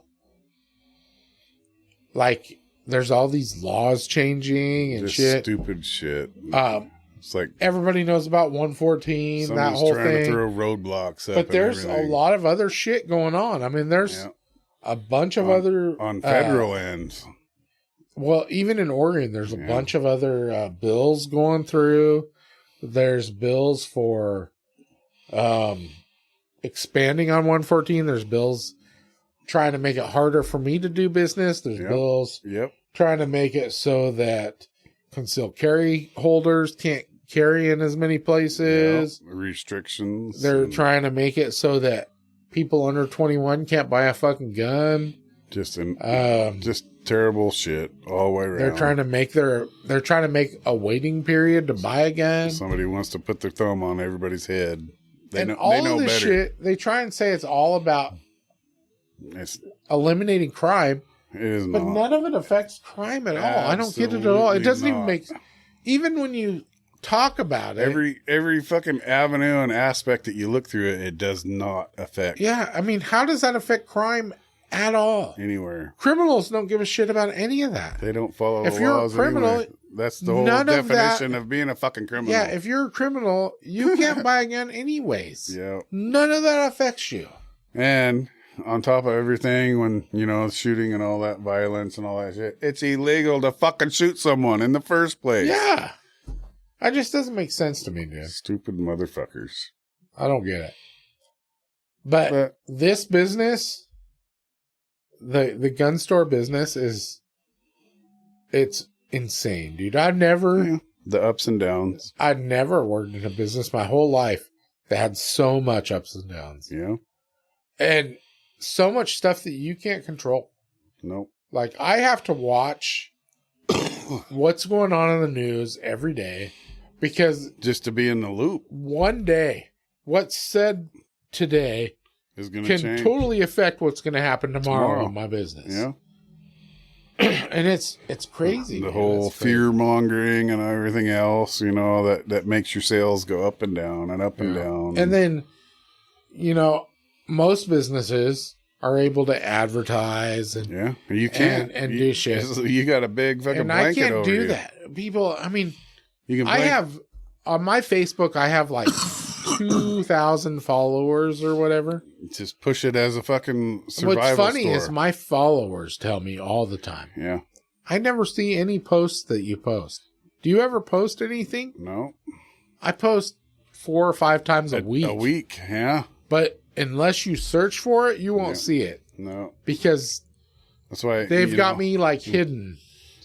Push on the survival side of it, not the gun aspect, you know. And and so I try not to outfitting store. I try not to post too many pictures of guns. Sure. I try not to post too much 100%. anything that has to do with the guns. But the way that their regulations read is if you click on my stuff, or even if you have anybody say anything about hunting. Yeah. Well, you know what's funny is if you click on any of my stuff, it pops up my website. And because our website sells guns, I'm not allowed to be on there. You're blanketed. Even our freaking giveaways, where we're giving the money away to fucking nonprofit organizations and charities. Fucking cunts. I say. We're giving away a gun, so that's freaking crazy. It's just society is fucked. People. But, yeah. It's nuts. We'll find a way around it. Always do. Yeah. That's the Gen X spirit. We'll fucking make it happen. We started going off on my business instead of the podcast. Your business is awesome. Your business is the podcast. We went down the wrong rabbit hole, dude. We're talking about the podcast. You seen a rabbit? Once in a while, yeah. I thought that was Bigfoot. Dude, Bigfoot should have rabbit ears. That'd be all right. Smells kind of squatchy in here. And he can hop really far. He does. It's a big fucking rabbit. He's got strong ass legs, dude. He can jump. He puts LeBron to shame. Shit, dude. I love it. We should fucking have more episodes where it's just you and me talking nonsense. Why not? I bet people love it. It's not nonsense. It's pretty nonsense, dude. You'd be scared if you got inside my head, dude. It'd send you to fucking... And we're being good so that we don't scare people. I know. Because you and me together when we're not on the air... It would send a person straight to fucking rehab. Yeah, if people saw the shit we send to each other on the internet... Yes. They'd be scared. Mike sent me his pictures one time. It's always about food, right? There was fucking really good music, and I was watching, and there was these hot girls. And then all of a sudden it popped up, and they were shitting in each other's mouth. What? And I was like, what the fuck? And I was like, turn that off fast. That's I was like, two girls, one cup. Yeah, and it was like 11 o'clock at night, so I couldn't even stop myself. It was terrible. Mike's an asshole. Especially at 11 o'clock at night. Oh, shit. So, if Mike ever gets your fucking number. Look out. And he sends you shit in the middle of the night, be careful, dude. He'll fucking lull you in. There's one fucking, disclaimer. Mike is not responsible for drunk Mike. Unfortunately, that's the way it works. Dude, I'm pretty much the same way. Except for, yeah, I don't really apologize. I try to. I was like, I'm sorry, that was Patricia. It wasn't me. I apologize when I'm doing it. Yes, you do. Like, I'm drunk and I'm like, hey, I'm sorry for this. Sorry about I this. had to send it to you. But fuck you. Look at this. I'm mean as I'm apologizing, Yes. which takes all of it away. Yep. I'm horrible, dude. Nobody ever taught me how to apologize. This is your one chance. This is my apology. Yeah. Fucking take it or leave it. Yeah. And by the way, you're a piece of shit. Yeah, fuck you if you don't like it. For making me apologize. I love it. I love it. Oh, I never realized I just said that. That's really how. That is how it is. That's the I'm whole... like, Mike, I love you. You're my best friend, but fuck you for making me say that. And here it is. Oh, I know you'll get over it. Yeah. Quit being a pussy. Oh my god, dude. Oh. I was talking to Sarah the other day, and I was telling her, we were talking about you and me being friends, and actually, I think the whole conversation started because she was mad about how we became friends, about how I took you over as my best friend instead of hers, and she was giving me a hard time about how we're fucking assholes when we're together. She's like, when you guys get drunk, you're like you like team up on everybody, and you're fucking horrible. It's fucking terrible. No, it isn't. It's funny as fuck. And that's what I told her. I said, we're just having fun. That hurt their feelings. Fuck. I said, everybody knows that we're just playing. Yeah. She's like, nobody knows that you guys are playing because you're so mean. Which I think is funny because they can I all don't know suck a when dick. she became so sensitive. I know. Your wife is awesome, dude. Just like you are. I'm not that awesome, dude. No, you guys are my saving grace, I guess, as you say it. My fucking safe zone, whatever. You've helped me through some sketchy shit that if I didn't have someone to vent to or talk to or fucking guide me from making some dumbass decisions. I remember early on when you guys still lived up in Green there, my daughter pissed me off one night because she was doing some shit that I didn't appreciate. And I said, I'm going to go do something. And you looked right at me. No, you're not. Sit your ass down. Let them kids be kids. And that was probably when we burned that fucking couch in my backyard. It might have been, yeah. I remember that. No. We did some stupid shit on our own. We didn't need did. anybody else involved. No, you guys are, like I said, you're my saving grace. Go to. You remember when very few people I can say that about. Yeah. What it's been the same all the way around, dude. You know? There's a lot of times when, you know what's funny? Jumping off subject a little bit.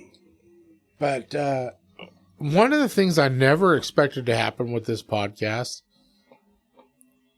was that we would have so many opportunities where things got serious and people like really talked about serious shit. Right.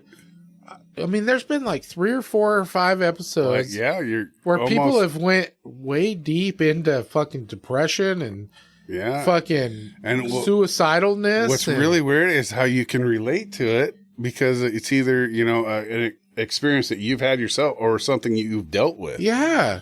And it's nuts. It's real life. What's cool to me is that we've been able to relate enough with our guests. And yeah, most of them have been friends and people that we kind of know or are close to. But it's totally different when you know that you're getting sent out there to the world on recording. You know, we're putting this out on the internet. And they're still willing to share that deep message. That deepness, dude.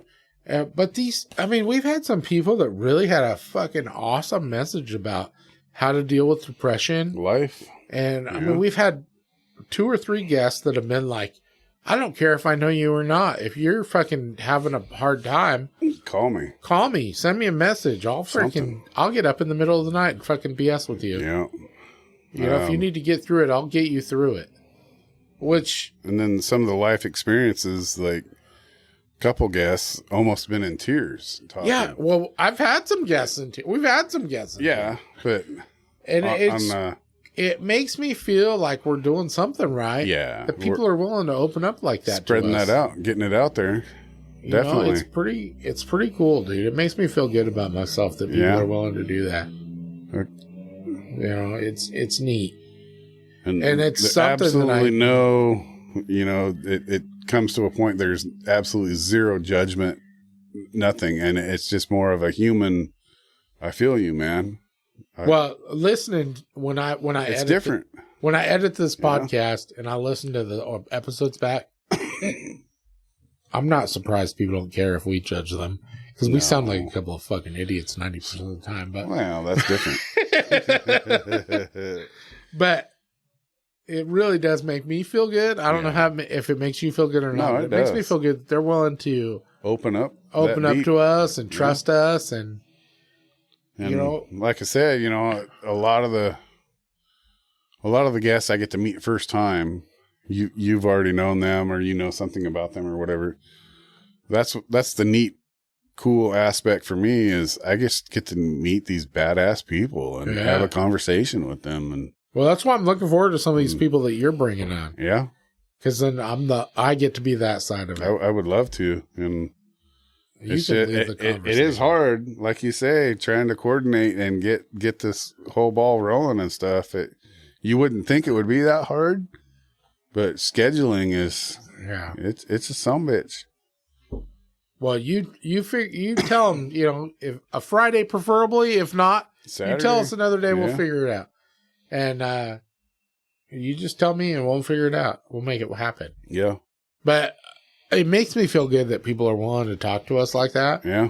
And it's definitely a part of this that I never expected. And hopefully the actual listeners and stuff like that, they take that in an aspect as why the podcast is so damn cool. Well, and that's what I wanted. I wanted people to go, this is fucking real. These are real people talking about real shit. It's not fucking scripted or fucking made up. Yeah. They're not taking out all the fucking hard shit to listen to. Oops. Yeah. Yeah. Fuck that. I mean, that's the shitty part about when we do start videoing it and putting it on YouTube. 99% of our episodes are never going to be able to be monetized because the shit we say is not allowed to be on there. Yeah. Or not allowed to be monetized on there. You'll have to have flashcards up here, with catchphrases or words. Don't say this. Yeah. But, I mean, it just makes me feel good. Yeah. That people are 100%. People trust us enough that they're willing to fucking open up and tell us what they're going on. Yeah. And what's funny is some of the people, there's been a couple episodes where I thought it was going to be nothing but laughs and us having fun. And it turns into serious. And they are the most serious episodes, dude. Yep. And then it really makes me understand some of those like celebrities, like Robin Williams, dude. Sure. Giant comedian. Everybody thought he was just funny all the time. Total fucking struggle. His whole life. And obviously inside of him, he was struggling. And his whole life. Whole career. And it makes me understand that more. Yeah. Because some of the people that I think are going to be nothing but us having fucking drinks and laughing and having fun. Yep. Are the most serious fucking episodes. And I don't know if you noticed that or not. No, I have. It for me, it's crazy. It's eye opening. Yeah. Not to advocate drinking or anything like that. But there is an old saying that, the two most honest people in the world are children and drunk people. Yeah. Well, we got both of those covered. I know. Because we're basically big kids that drink too much. Fuck. Yeah. So Mike and I are honest 99.9% of the time. I tell my fibs, but that's only to the people I love. That's campfire shit right there. Yeah. The people that I don't know. And it's not talking about Bigfoot. Yeah. And once I drink, I can't lie. Yeah. That's kind of a fault. They kind of made a movie about that. Oh. You are fat in a good way. In a good way. Means you're very well nourished. You have the best personality. You're very well nourished. I'm surprised you guys aren't fucking beating you off with a stick. Oh my God, dude. I don't know how you and I just talking about stupid shit. We've been talking for 2 hours. Yeah. That's a normal fucking... Absolutely nothing. Normal deal. No, normally we would just sit there quietly for 2 hours. Well, that's only when we're watching a movie or something. Yeah. We do have some random thoughts. Oh, shit, dude. That's funny shit. Yeah. I can't wait till we get Shane on here, dude. I know. 3 of us together. I really want to hear We might have to cook something while we're on we'll have the fucking... The goddamn Dutch oven out we'll here have on a the Dutch sidewalk. oven out the window. Yeah, on the sidewalk, and we'll be watching it. Oh, yeah, no. We'll be running out to check it every periodically. Hold on. My laser won't go through the window. That'd be the best. Yes. I'm going to have to put all my shit on my laptop. Because I could always, if I had all my software on the laptop, I could just unplug all my mics and shit and take them on the laptop. Well, that's what I'm saying. When I get my Starlink, we're going to do this shit. Starlink, there you dude, so I loaned my solar battery pack and solar panels to Ernie and Robbie when they went to Mexico to hunt. Right. And they hooked it up down there. They said it worked phenomenal. Well, yeah. Well, they're in a place where the sun's shining all the time. So basically, they plugged it's not a refrigerator. It's a cooler that's got a refrigeration unit in it. Yeah. So they plugged that in. They had it running the entire time, plus their Starlink. And they never turned it off. And they said it ran it perfectly. The batteries never ran down. Yeah, never went under like 70% on the battery. They said it worked amazing. And I was like, well, that's because you're like where the weather is designed for that. So, but at least I thought that was pretty 16 neat. Hours of sun. Yeah, I thought that was pretty neat that they were able to do that. Yeah. So, yeah, I mean, if we could work out something like that, that'd be cool. So we're gonna. I'll set my fucking RV up as a mobile fucking. We're gonna studio. Make it. We're gonna make it happen. We could just hang out in my RV and fucking do the podcast. Good. I could go to fucking events and shit. Yep. Yeah, dude, I'm gonna totally do that. That'd be fun. We are. So I can smoke cigars on my fucking RV. I don't. Obviously, I'm getting the mobile Starlink unit. Yeah, dude. Because you're gonna put it on your fucking. I'm gonna put it on my RV. Yeah. That's badass. Yeah, I never thought about that. My RV could be a mobile studio. Yeah, it'd be like. I could even do apocalyptic shows. I could do the podcast from the Sportsman Show anywhere. Yeah, we go up Dutchman's Butte and have the view. Dude, go all the way up to. Dude, people don't want to talk to me when I'm really drunk. Oh yes, they do. No, trust me, they do. People think I'm already a drunk. No, when they listen to me really drunk, they're gonna be like, "That guy's a fucking idiot." The cool thing is, no one would know. Oh no, they would. I've listened to myself drunk, and I'm like, dude, don't tell people about that. Oh fuck! No one would know. I've listened to you drunk, and they would definitely know. Nope, I've never been that way. What? I'm not responsible. Everybody at the fucking... It's a totally different person. At that banquet would totally know. It's a totally different person. Yeah. Yeah. Well, you're still the same name. No. It's not like you got an alter ego. You're not fucking Clark Kent. You changed the middle name. You drop that. Yeah, whatever. So, yeah, so it's Michael Robert when I'm sober, and it's Michael whatever Whatever. when I'm drunk. Insert name. Insert name. Yeah. Michael, fuck you. That's terrible. He introduced me to Dan for whatever fucking reason it was last week. I don't know if you've met him. I was like, yeah, I've already been rude to that guy. Dude, that made it. Dude, I love those guys. Yeah. But that made our fucking lunch totally unproductive. Like, literally, our lunch, I learned nothing from Martin before the podcast. We got to the podcast, and I was like, fuck, I didn't verify anything. I didn't make sure it was okay to talk about it. You guys are bullshitting. I was talking to Martin about the kids and everything else and the baby. They totally fucked everything up. Kind of funny. I love it. God, those guys are characters. Dude, I love them. You know the old fucking sitcoms and shit like Cheers or fucking Seinfeld or whatever. Yeah. That's the fucking friend group that's around you. That's every person has their own fucking character. Yeah. I feel like this podcast and fucking store could have its own sitcom. Dude. Yes. Because everybody's got such strong personalities. Yeah, and then you get the one person that drives everybody crazy. That's Newman. Yeah. There's so many of those. We could totally have a sitcom based off of it, all of this. Yep. Our little life that we got going on. And people would watch it. Umpqua survival, friends. Yeah, pretty much. Well, there's been lots of sitcoms or whatever, reality TV about gun stores. Yeah, that one in Alaska, I can't remember the name of it. That one was pretty good for a while. Wild West Guns. I don't even think it's a show anymore. But none of them last. That was a pretty What's good weird one. is almost all of them end because somebody goes to prison. Yep. That fucking red jacket firearms or whatever. Yeah. That dude's in prison for like life. Yep.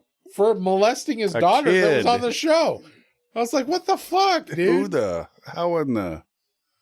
Our show would not end that way. No. There's none of that shit going on. They would end because somebody going to jail for shooting some motherfucker like that. But our show's just a bunch of dumbasses hanging out, telling stupid stories. Fuck you. There's no shady stuff going on. You're all, I sell guns. You want to buy one? Yeah. Buy it. If not, shut the fuck up. When the shadiest stuff going on around here is drinking. I got like a dude at one of the banquets that I go to that makes moonshine, and I buy some moonshine. I thought you was going somewhere. No, that's direction. All it is. Because some dude at a banquet, and then you're looking at me. No, like, I'm talking about fucking some good moonshine. I've never told. But otherwise, there's nothing. There's no molesting going on. There's no. That's kind of weird. No crazy nasty shit. That's a little bit odd. A little bit. I might yell randomly, "Show me your tits," but it's not at like. That's just because you like movies. I know. Yeah, I'm an asshole too. Insensitive, some bitch. So it almost worked though. Sarah's. I forgot to tell you, Sarah's got a friend. Oh fuck! Who's got a friend that she wants to set you up with? Yeah. And I told her, I go, I don't think Mike will do it as a setup. I said, we got to too? all get together as a group. Yeah. And then you can be like, it's like oil. This girl is single. It's like taking a quart of oil and dump it out. You got to see where it goes. Yeah. I'm like, we need to do it as a group and see if he actually clicks with her a little bit. And then it might go somewhere. So that might happen, Mike. Fucking Sarah. Well, she didn't even have nothing to do with it. You did? No, it was her friend. Her friend. Her friend who actually was on the podcast. Yeah. And I think I know just her totally friend. Wanted to set you up. I think I know her friend. So it'll probably happen in the future, Mike. Hey. I'm here to say. Which I can't get up the chimney that way. I feel like you need an old lady. I do. Like I need a hole in a fucking head. No, dude. Because you just need somebody that's going to get you away from your house. Yeah.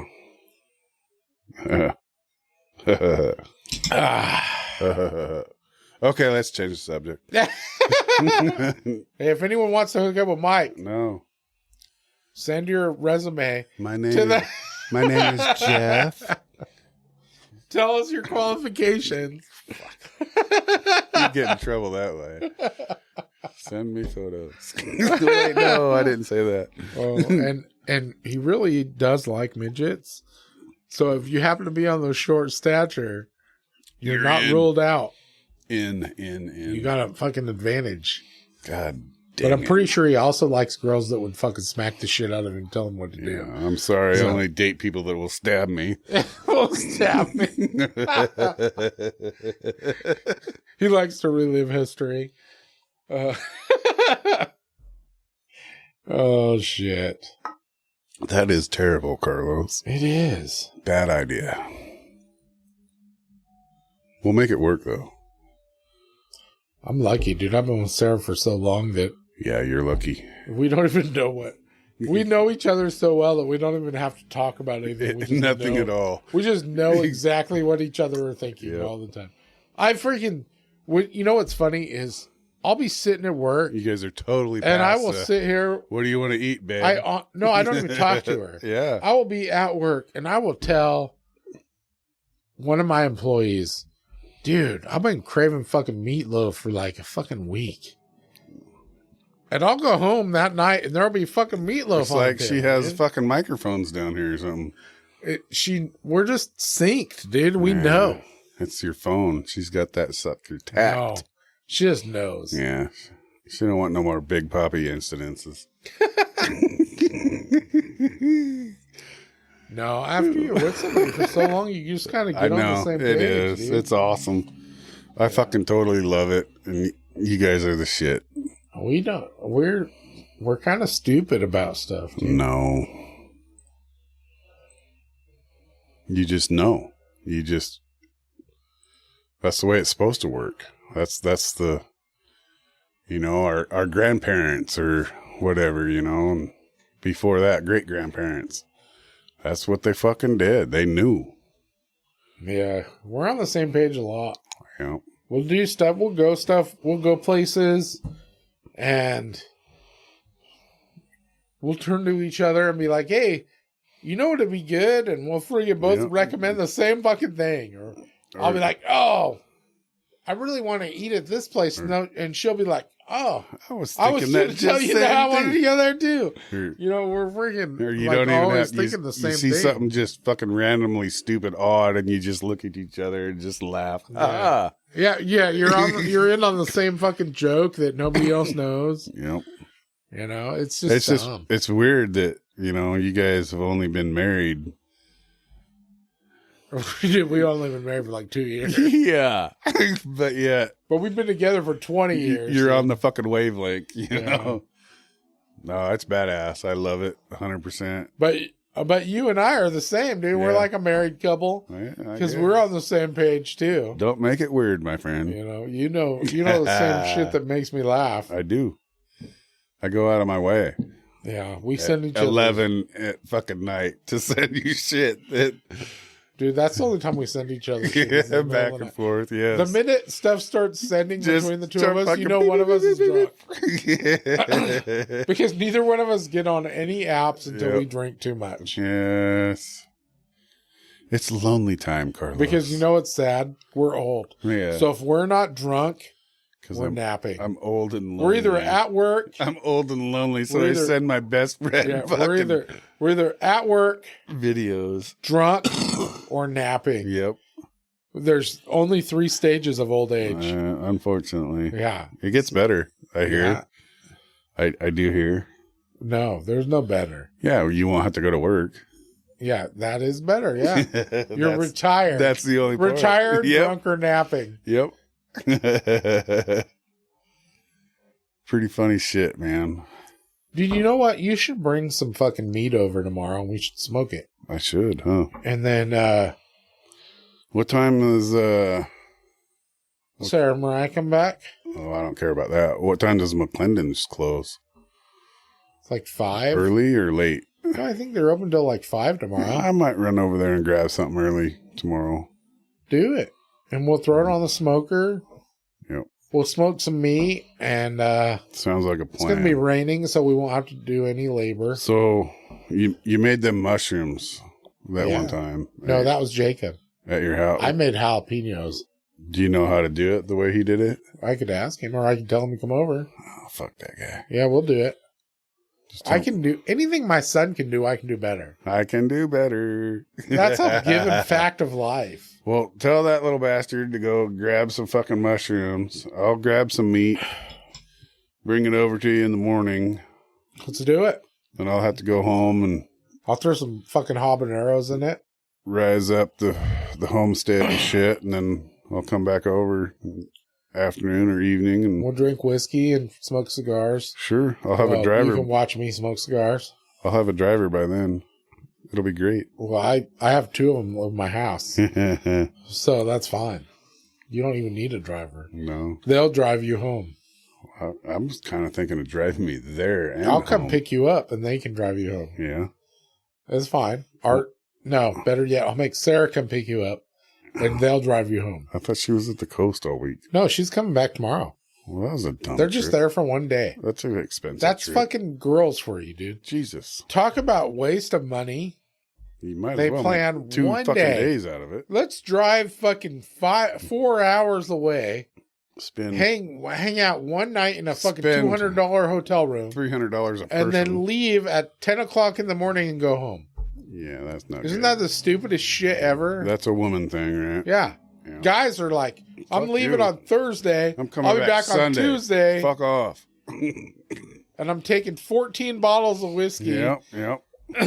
And a bag of Doritos. And we're not hot dogs. Yeah. You gotta have the package of it. And I won't have cell phone service. Yeah.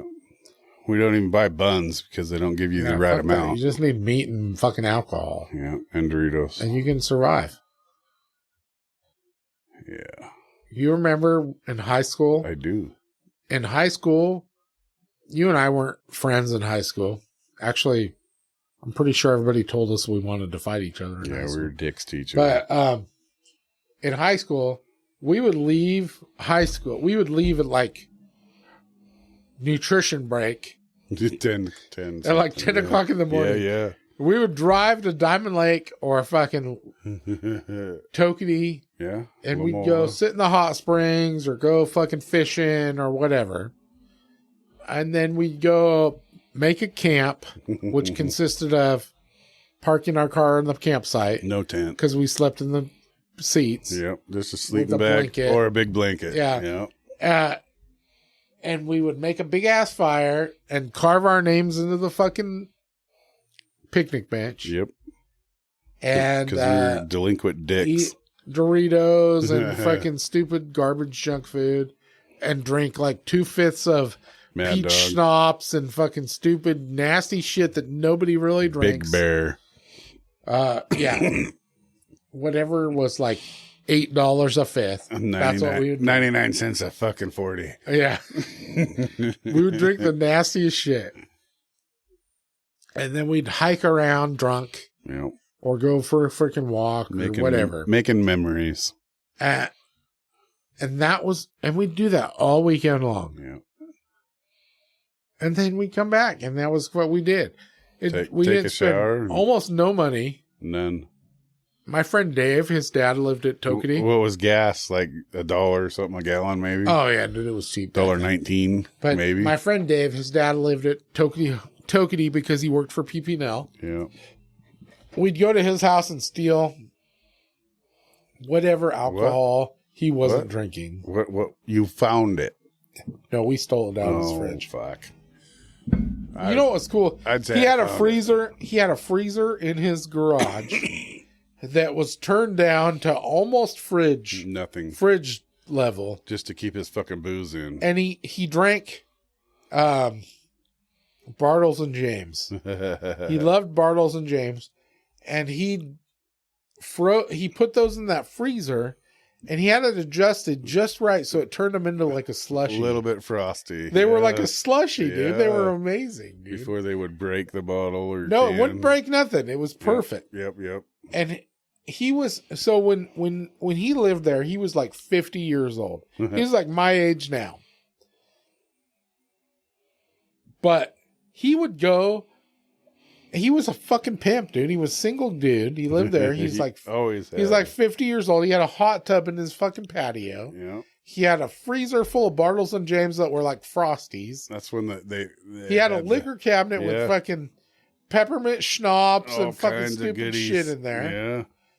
And he would go up to Diamond Lake on Friday night and pick up like chicks. 21-year-old girls. That's when they just did the dorms there at fucking Tokyo. Yeah, I mean, half of them worked there. Yeah. There were these fucking stupid girls that worked there. Hey. And he would pick these girls up and bring them back to his house. He's all unbuttoning his shirt. Hey. And this 50-year-old dude, he'd fucking be sitting in his hot tub naked with these 21-year-old fucking hotties. What an asshole. Drinking fucking Bartles and James fucking smoothies. Yes. Probably smoked a fucking cigar too. I don't ever remember him smoking a cigar, but Jackass. he was like 5'4". Yeah.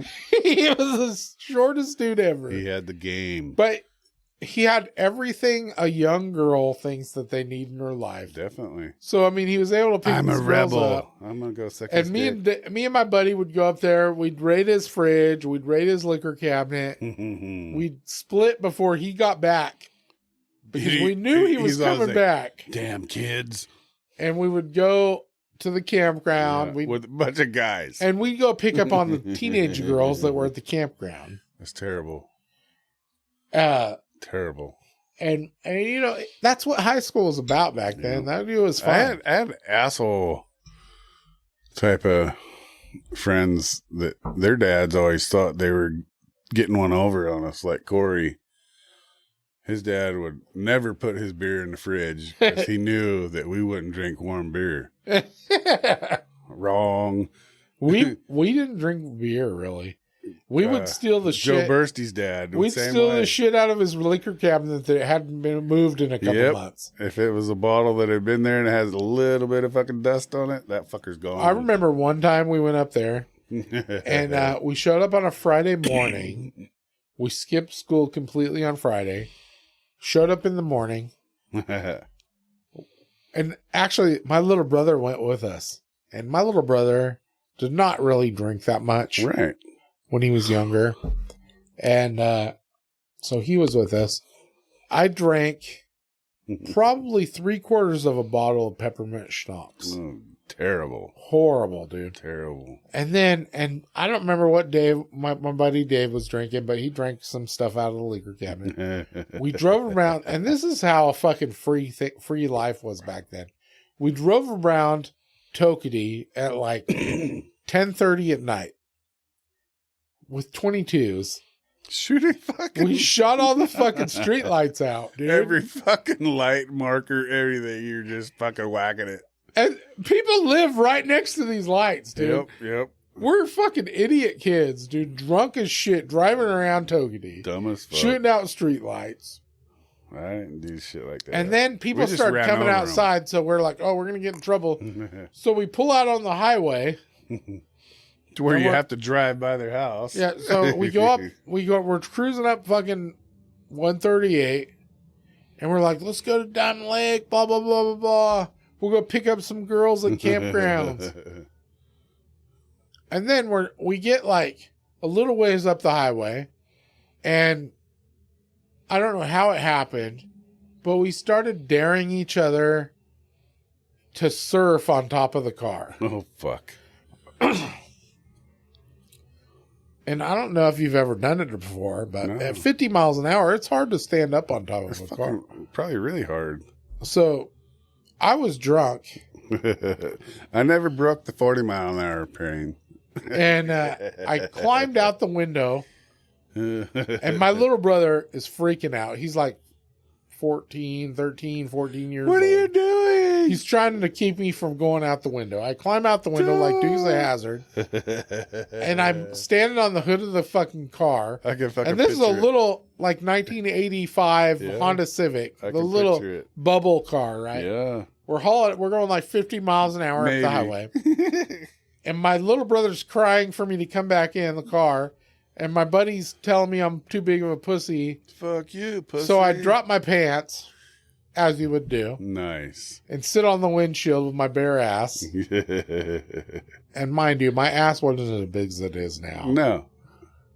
So I'm sitting on the windshield with my bare ass. You still get the same fucking... We're going 50 miles an hour down the highway. Aspect. And then I start surfing. I try and get up on the hood. I try and get up on the roof. But a Honda Civic cannot hold very much weight. So I was like, I can't be on the roof. I'm going to break your car. And then for whatever reason, we never even made it to Diamond Lake. We're like, fuck this. Let's just go find a campsite. We went and found a campsite at Tokedy. Camped out. We're carving on the... Dude, at one point in my high school career, every campsite at Tokedy Campground had your name in it. Had our names on it. Yeah. We carved every picnic table like at 30 Tokedy fucking Campground. sites. Because we went there every weekend because Dave's dad lived at Tokedy. Yeah. So we went there almost every single weekend. And, but that weekend, because of the whole shooting out the street lights and raiding his liquor cabinet, we did like everything bad in one weekend. You guys were on restriction. And that was the only time his dad ever got mad at us. Yeah. He chewed our fucking ass, dude. He was so mad at us. I mean, I think he must have almost lost his job because of us shooting those streetlights out. Yeah. Because he was livid. Yeah. He was, and I'm not joking, dude. He was like 5 foot tall. I could see it. He was still mad. And before that, he used to let us do whatever. Like, we would go up there and we would steal his truck and go drive out. And he had keys to all the gates up there and everything. Yeah. We would go up all the PP&L roads. We'd drive all the power line roads. And one time, one of the coolest things I remember doing that is we went out and up Thorn Prairie. You know, there's all those side roads that go across Thorn Prairie, but they're all gated because they're all PP&L roads. Well, we were going across one of those roads, and we opened one of those gates, and we went out there, and we're out there in the middle of Thorn Prairie, and there was like a dusting of snow, I remember, and that's what you're telling me. And we got out, and we were like, he's on his side of the truck, I'm on the other side. We're taking a leak. Yeah. And all of a sudden, a fucking herd of elk just comes out and like splits around the truck. And I mean, we're counting elk. And I mean, there was like 80, 100 elk, dude. Yep. And we're standing there with our dicks in our hands. That don't happen no more. And it was insane, dude. But I remember that. And that was one of the coolest things I remember up there. But after we did that one weekend where we did that stupid shit, shooting the lights out and stuff, his dad would not he gave us very little leeway on what we could bet. I can imagine. We never went, same aspect, childhood, high school shit for me, but it was always the Coast Range. I didn't get up out of the up north or down south or anything. It was mainly the Coast Range, Burnt Mountain, Olalla. Yeah. That's what we did every weekend. Did you see cool shit like that? Yeah. T.W. Moore and his little fucking Datsun fucking 510 car. we slept in that a couple times. And Cameron and his goddamn Studebaker pickup. And that was when you could go to the Lost Creek Falls and all that shit. No gates and... There were still logging cabins up there, just A-frames, and just found all kinds of neat stuff. Olalla, all the homesteads and shit that was up there that are gone now because of logging, and there was hundreds of them, all the way to Buck Springs Road. Yeah, when we were in high school, we didn't go that direction very much, just because we had free places to stay and free alcohol. Oh, definitely. When you're a kid, you go wherever the free shit's at. Yeah. So we didn't really care. I think Jens Madsen or one of his friends or somebody had a lake house on 10 Mile Lake, And on our weekend adventures, sometimes we'd end up all the way over there in Lakeside. Yeah. There was a little while, and I met this girl that I dated for a little while that lived in Lakeside. Yeah. I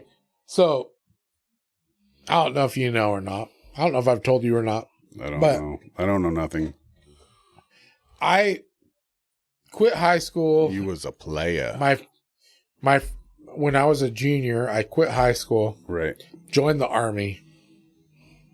And left. And went to... They put me in... My dad was my recruiter. Right. He recruited me in this program that I think they called it the Split Op program at the time. Where you go to boot camp as a junior. You're supposed to come back, finish high school. Kind of like a last chance thing. Well, no, you're supposed to come back, finish high school, and then you go back and you do your advanced training after you've graduated. This way, you've done your training over a period of time, and then you become an enlisted person. And you get your... And so I joined that way. Well, then I told my dad, I don't want to go back to school. So my dad went in and changed some paperwork so that I was just a regular recruit, but I was only 17 years old. Oh, fuck. So I was over there. I was going through boot camp. I went through 90% of it. Like, I was almost ready to graduate, but I was 17 years old, so I was a fucking idiot. Yeah. When you're in boot camp, all they do is make fun of you as a guy. Oh, tell you your girlfriend's cheating on That's you. the mindset. Blah, blah, blah, they blah. fuck They're with just you. playing mind games. Break you down. I totally bought into it. Sure. They totally convinced me that my fucking girlfriend was cheating on me. I got in a fight with a drill sergeant. Mm-hmm. All the bad things. All this shit. They fucking sent me back to the fucking reception. Said, see you later. And I had my choice. I could either start over from the beginning, which I had been there for like 4 months. Yeah. Because it had already taken way longer than usual. It was supposed to, right? Or I could just go back home, finish high school, and come back. Well, I was an idiot, so I chose to come back. Fuck it, I'm going home. Yeah. Yeah. Come to find out, my girlfriend really was cheating on me. Imagine that. It's almost like someone who was... it was surprisingly really happening, everything they said. Yeah. But anyways... Statistically... I don't take any of it back. It all worked out fine. Sure. My life is the way it is because of the choices I made and how things worked out. And I'm not disappointed with my life at all. No. But it could have been different. Yep. I respect that. Yeah, absolutely. But so that's what happened.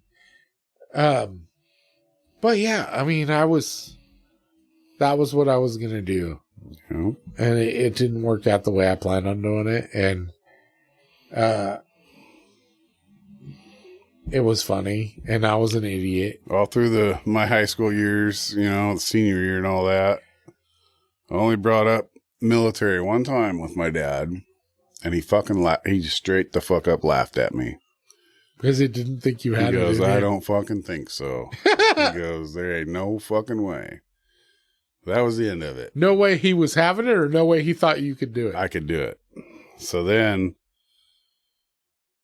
graduated, went to Portland. Ooh, shit. Went to school for a little bit. And then came back, got married. Times was fucking tough. First kid on the way, I was still 22 years old. And then that was the second time that it was ever brought up going to the military. And my dad sat down and he fucking handed me a beer. And he goes, here's the deal. He goes, you're older. Obviously, you're 22 years old. You're going to be the dad of everybody in your fucking platoon. Because they're all going to be 17 and 18-year-olds. He goes, I still don't think you have the fucking personality to put up with that shit as far as the do what you're told mentality. He goes, but I will back you 100%, whatever you want to do. But I'm telling you right now, it's a bad idea. So those are the only two. I can picture your dad totally having that conversation. The only two times that we ever brought up the military. And so later in life, you know, after Michael and Kelsey were born and all that, we're talked to, reminiscing on shit. I was like, hey, why did you fucking, you know, I get the fact that you said that I couldn't handle the authority issues and all that, but why were you so against that? He goes, because the government sucks. They fucking lie to you. Fuck the government.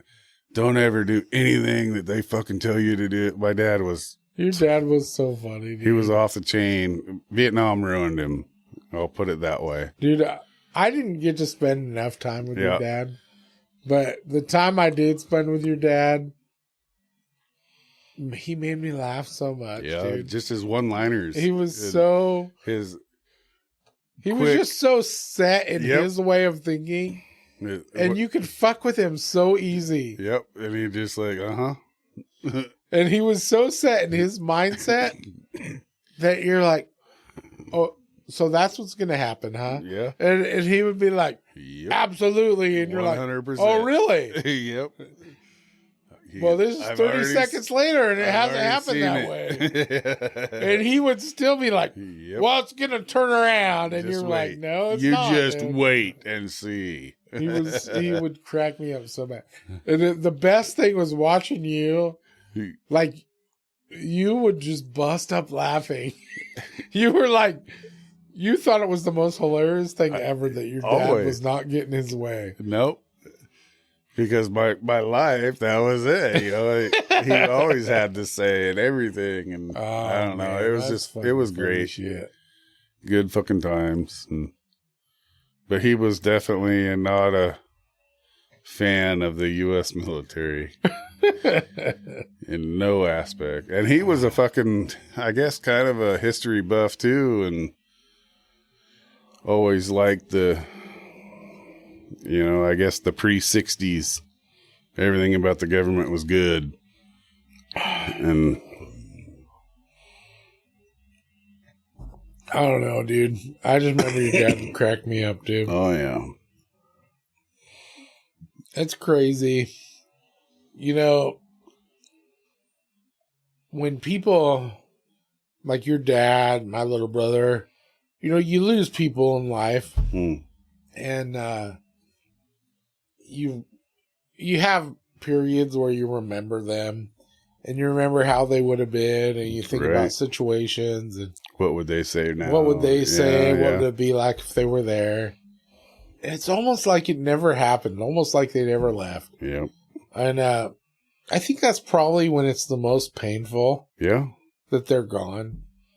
It's just like when you, like if you ever have something important in life happen and you go home and you're like, you want to tell all the most important people about it.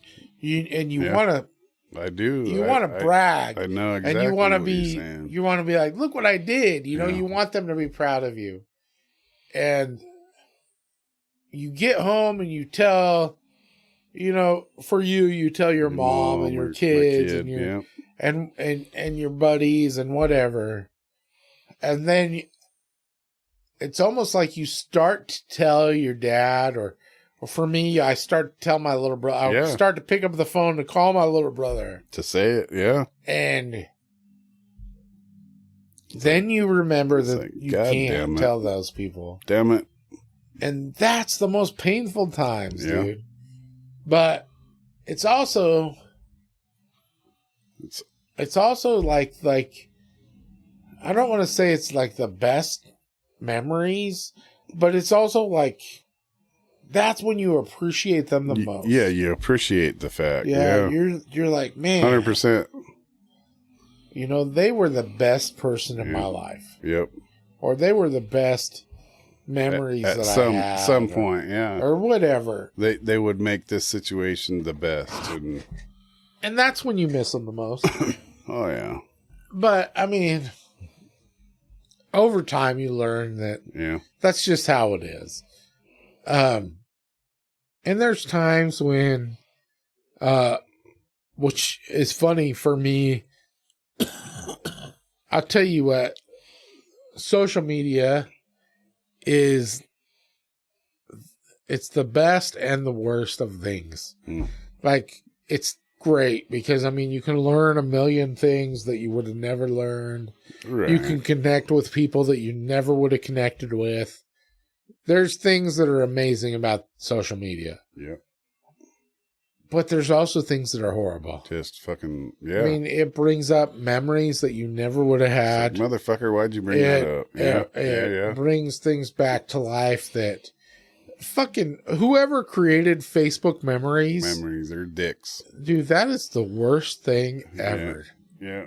I mean, I'm having the best day of my life, and Facebook memories pops up pictures of me and my fucking little brother. Yeah. Barbecuing or fucking hanging out with our kids, or right. And I mean, all of a sudden I'm shot back to a time that I can't have anymore. Almost kind of makes you in a fucking grumpy ass mood instantly. Yeah, I mean, and yeah, I love seeing those pictures. I love those memories, but it's like, I don't want to be sent back to that memory. It's like, God damn it. I'm having the day of my life. I'm doing great. Oh yeah. But it's, you know, it brings you back to those times that, you know, it brings back memories that you don't necessarily want to bring up at that time. So I got this fucking burn into my head, just a fascination with the fucking moon. Because that's something I've noticed that. Me and my dad did all the time growing up until, you know, he couldn't go outside anymore. We'd always look at the fucking moon. So I'm constantly taking pictures or whatever. It's got to the point, Sarah, I'll post a picture of the fucking moon. She goes, "Oh, you're thinking of your dad, or you're talking to your dad, huh?" And it's like, yeah, that's what I'm doing. You know me. It's just, I know what you're saying on the certain, bittersweet, I guess. Yeah. And I mean, it keeps them alive in your memory, but also it doesn't allow you to get past those memories. Yeah. And yeah. And I don't know if I would change it or not. No, you couldn't. At times, I wish I could. Yeah, but you would other say, times, I wish I could. Changes, but no, you wouldn't change a fucking thing. I will say, you know, like, I spent a lot of time on TikTok because too much it's time, fucking horribly addicting. Me too. And what's funny about TikTok is one night you get on TikTok and you go down one rabbit hole. You're told. And another night you're on a totally different rabbit hole. Your algorithm just jumps. I'm listening to great new music one night, and the next night I'm listening to fucking stand-up comedians. Yeah. And the next night I'm fucking watching memories and shit of fucking when I was a little kid. Yeah. And fuckers. You know, it's crazy. It's a roller coaster. Keeps for sure. Your fucking mind moving, that's for sure. The cool thing is, you know, some nights it almost seems like it fucking hits just right when you need it. Like, I'll have a night when I come home and I am really not in a good spot in my head. Right. And I'll fucking smoke a cigar and I'll drink a glass of whiskey. Definitely got some and I'll negative play shit on my phone and see what and I'm like, and honestly, I pull up my phone hoping it's nothing but comedy. Yeah. So that it brings me back to where I need to be. And it's like a slap But it'll in be the face. whatever I need to be. Yeah. And it takes me away from whatever was bothering me. And gets me where I need to be. And I'll send some shit to you that probably doesn't even make sense to you. No, it does all the time. I know exactly. And it just makes you take a breath and kind of step back a little bit. And I send shit. I've got like a list of people that are like my people that get sent shit whenever I'm drunk sitting on my porch. What's funny about that, the whole send list thing or whatever like that, you instantly click that fucking share button.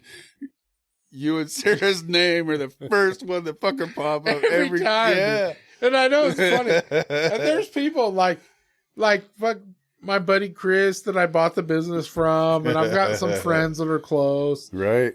And it's like, son of a bitch.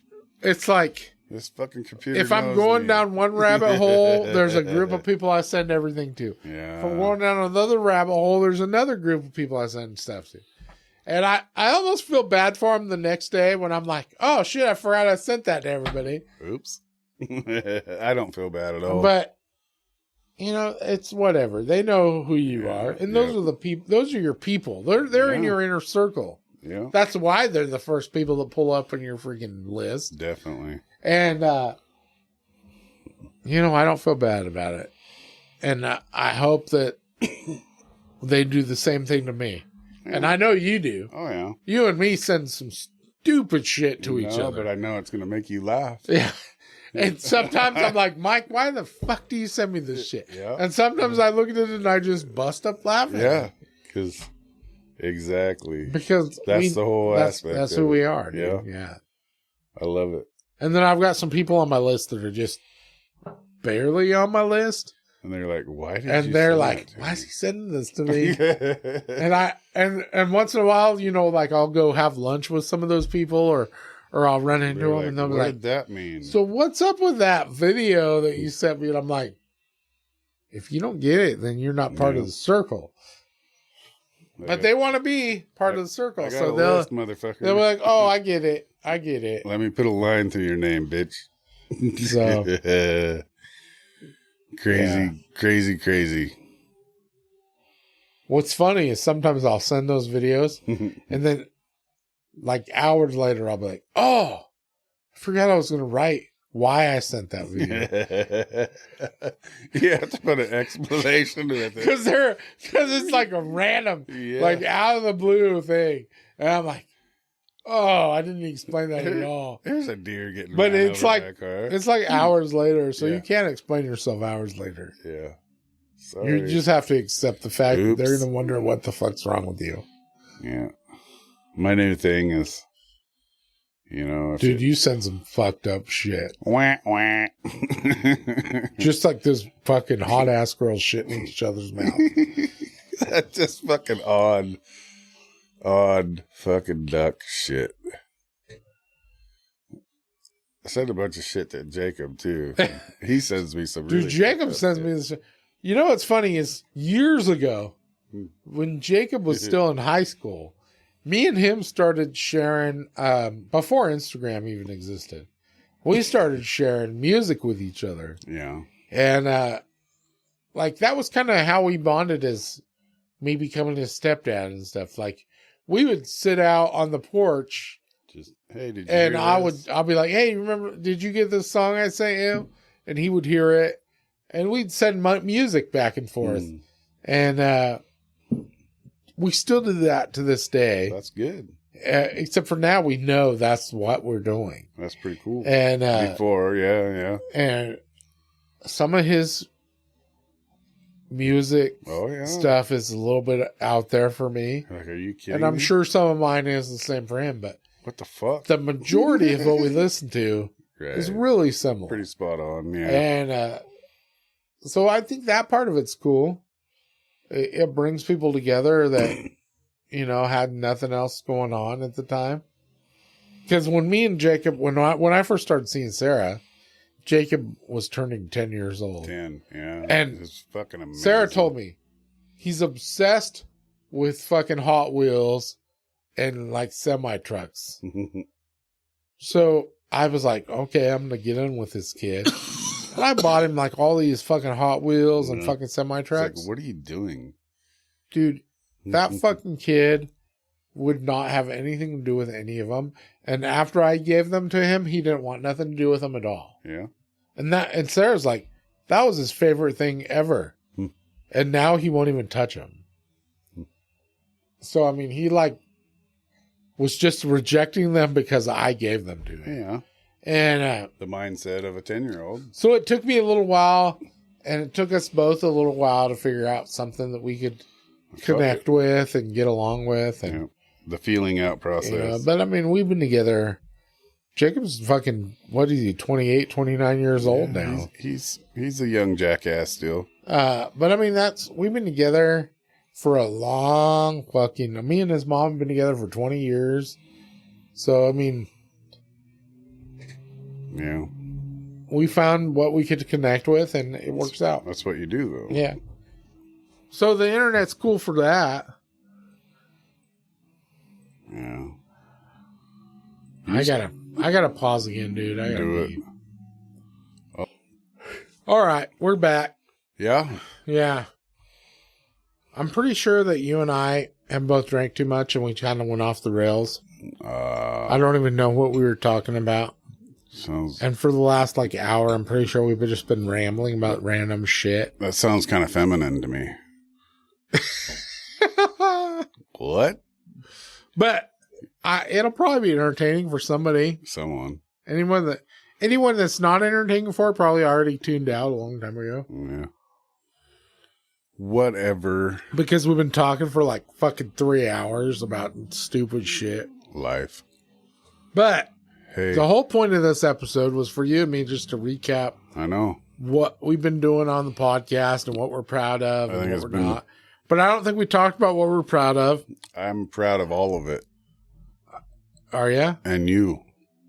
And the whole opportunity of all this shit. We're just jerking each other off in this fucking office. Yay. Damn it. You got my eye. We again. talked a little bit about some of our favorite things about what we've been doing. Yeah. One of the things we didn't talk about is what would you like to see what would you like to see happen in the future? As you advance and move along, I definitely 100% think you need video. Yeah. You've been talking about that for a bit. Yeah. So. Which is funny because I thought you would be one of the people totally against being on video. No, I think that's where it's at. And yeah, it might grow your. You know what's fucking stupid is I watch a bunch of podcasts on YouTube, right. Like fucking Rogan and all those. Fucking Theo Vaughn. I watch those podcasts on video, but I don't even pay attention to the fucking video. No, because you're listening to it. Yeah. Yeah. So the video part of it means the only time I watch the video part is when they do where they're showing something that's on the internet. Oh, yeah. They're like, oh, check this video out. And then I'm like, oh, and then I go back and watch that part. Yeah, I hear you. As far as them talking, I could give a fuck less about what they're looking like while they're talking. But I think you're right. I think there's a lot of people that want that. Yeah, it'll open up the whole. So I plan on it eventually. I don't know if we'll be able to do it every time because, like I said, it's hard enough to get people to fucking just record with us. Yeah, I hear you. If we were fucking famous, we'd have famous people. Carlos. And famous people don't care if they're on video. Keep hanging out with me. But that's the whole gist of it right there. But you and me together with Sarah, we're going to start finding some fucking guests. That sounds like a song. That would be a horrible title for a song. That's what I was thinking. Where are you going with this? No, I mean we're gonna fucking all start trying to get some guests, and we'll get some different guests on here. I will bug a couple and people, hopefully we'll start getting some that don't care if we record. No, yeah, I'm telling you, people though, give a shit. The first little bit of us recording video is not gonna be great. It'll have to be a couple trials. It's gonna be almost like people watching on a cell phone. Because literally, at least one of the cameras will be a cell phone. You're going to use an iPhone, are you? I'm not using an iPhone. Fuck that. I would definitely recommend a GoPro, but. Well, I've got one camera. You do you. I've got two cameras. I know a person that does it for a living, and she could tell you exactly what to use. Who's that? At my work. Christine. Oh.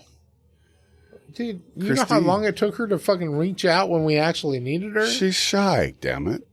Dude, that's not going to work. But we do have some contacts that can help us out getting it. 100%. We've made some contacts with this podcast. And your smoke eater in here so you can smoke cigars. Oh, God, dude. We're not doing it on video without me looking cool with a cigar. It's going to happen.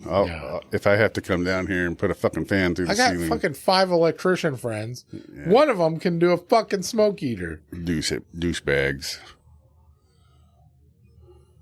Oh, wait. No. They're my friends, too. telling you what, dude, whiskey is good. It is. Did you appreciate coming back to whiskey today? Yeah, that was quite the change, and I needed it, I'm going to say. Better than my long, tall martini. Yeah, that's such a bitch drink. Or my banquet beer. That's such a bad beer. Oh, so I don't know if you like dark beers or not. Red. But red. So Bryant, my buddy at fucking Little Brothers Pub. Yeah. Only place in Roseburg, I'm pretty sure farther than Roseburg, but at least in Roseburg, Little Brothers Pub is now the only place in Roseburg with Guinness on tap. And he's doing like several different Guinness cocktails also. Cocktails. Black and tans and all those different things. I just don't have the beard for it. Well, I'm just saying. There is a very big difference between tap Guinness and and bottles of Guinness. 100%. Or cans of Guinness. Yep. And he's the only place in town that has it on tap. I'll be damned. So, especially, well, this isn't going to air until after St. Patrick's Day and pub crawl. Is that coming But up? especially going into pub crawl and St. Patrick's Day. I'm sure the people know. He's the only place that's got it. I was there yesterday, and he's like, "Oh," and he was telling me the difference between. Does he got a sign up on his door? Well, it's so little, dude. I know it's hard to do that, but he's telling me the difference, and I was like, "There's no difference." Oh, there and he's is like, a "No, difference. I'll show you the difference." Yeah. So he poured me a glass out of the tap. There was absolutely a difference. Yep. And I am not man enough to handle either. I'm not much of a Guinness drinker, but I'll tell you what, out of that tap, you put some whiskey in that shit. It was so smooth. I will drink it. So good. I mean, I couldn't drink more than one glass or I'd be so bloated. No, you're not supposed to. It's a filling son of a bitch. I really want to kind of go down there and try some of those fucking cocktail mixes with Guinness, because that shit was good. It's almost like a dessert. Guinness will be in us. Yeah, that's right. So, I mean, I thought that was cool. So hell yeah. But I'll try it. I try everything once. You try everything more than once, dude. If it puts a sparkle in my eye, I do. Oh, shit. Yeah. I hear you. Gotta hang out this weekend, Mike. We're going to do some meat. You tell me that every weekend, but then you never even respond. I do my own meat. No, you don't. You don't do shit. You know me. But this weekend, you got to. Yeah, it's raining. I will definitely. I'm bringing something over. I'm stocked up on cigars. I'm ready to fucking drink some whiskey. So you need to bring some meat over. We'll smoke it. Yeah. We'll chill on the porch. Tell a little dipshit to do some mushrooms. Dude, I'll tell him to come over. He'll do it. I know he will. I'll eat them. Yeah, dude, they're good. They are awesome. I'm going to make a bunch of shit that's too spicy for anyone else to eat. Kind of the best I've ever had. I'll throw that out there. Yeah. Because that kid knows how to do mushrooms. I think he follows your lead on your jalapeno poppers. Dude. We're not blood, but that fucking kid's my kid, dude. Yeah. 100%. That's funny thing about all my kids, dude. There's no doubt that they're all my kids. Yep. They either have my attitude or they got my fucking sense of something. I'll be the one to say it. If they say different, fuck them. Because they definitely have. You have definitely influenced their fucking shit. Yeah. I'm proud of all my kids, dude. Yeah. They're all good. Yes, they are. Except for that one. No. And you know what's funny is it's not just, they're not all like blood related kids, but like these kids that have gone through my house, even my kids' friends that have spent enough time at our house, I count them as my kids. Well, yeah, the bonus kids, or however you want to put it. We got so many bonus kids. It's ridiculous, dude. And they are all decent fucking people. Period. They're all good, dude. And it's great. And every time we do anything, they're all included. Yeah. You know, some of them have their own thing going on, so they don't show up to and everything. Their own families and their own fucking. I mean, anyone that's ever come over to our place, and you've been coming forever. Yeah. We tell them we're having a family dinner. They're expecting, like 10 or 12 people. It's not. And you come to my house night. at a family dinner. Family dinner at my house is like normally 25, 30 people. Yeah. It's not 15 at the minimum. It's like a fucking mafia gathering or something. It is. There's fucking crazy little kids running around, and there's don't mind him. Yeah, I mean everybody's and dogs, it's absolute craziness, and dogs slobbering everywhere. And you know what's funny is anybody that knows me for very long knows I don't fucking like gatherings of people. No, I don't like noise. It happens. I don't like people fucking with my house. It always happens. I don't like any of that shit, but that's what a family gathering is every time. Yeah. Family dinner is always a train wreck. I'll throw out there, not a douchebag in sight until I show up. and I've got a handful of friends that are family. Yeah. And you were at the top of the list. And we had some good nights. Yeah. Good and I mean, that's memory making shit. That'll be, whether it's recorded or not, there's some good ones of the kids when they were little. Oh, yeah. You remember when we almost burnt the house down with that couch? Yeah. That was a stupid idea. That's on video, too, actually. Yeah. We tried to cut that couch in half. I know. With an axe. We waited way too long to get the garden hose out. Just for anybody that's interested. I'm surprised that we didn't melt the siding. Yeah. A couch is hard to cut in half with an axe. But them sons of bitches burn. And if you light it next to a house, it's a bad idea. It's going fast. Who would have thought? We had some random people at the house that night. Yeah. People that would never hang out with. No. I mean, friends, but they're not like people that hang out with One of the funniest fucking memories is you and I on the back porch relaxing, and Sarah and all the girls come home and all this shit, and some random dude sits down and starts playing the fucking guitar, dude. That was the best ever. Like, what the fuck's going on? Yeah. And I'm like, who's this dude? And she's like, well, I don't know. He thought he was coming home with us for like something special. But then we told him we were to put him in the corner of the bedroom with our husbands. And he was like, well, I guess that's okay. I guess. He thought he was getting something special. Yeah. Instead, he's just playing music. I'll just sit on your porch and play fucking acoustics. We felt bad for him, so we were giving him beer. Giving him beer. I think we fed the guy too. Yeah, we barbecued. God, that was awesome. That's one of my funniest, favorite fucking memories, besides the couch.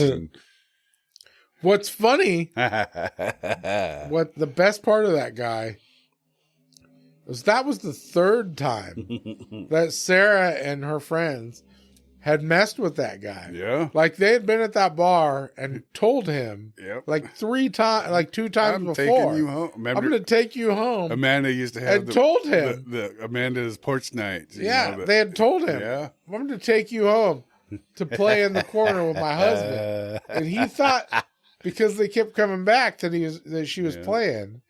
That's why he came that And he's like, night. oh shit, this bitch is real. Fuck. And then we went there again after that to the bar. And we're like, hey, it's you, dude. He's all, fuck you guys, I'm not getting in your car. Yeah.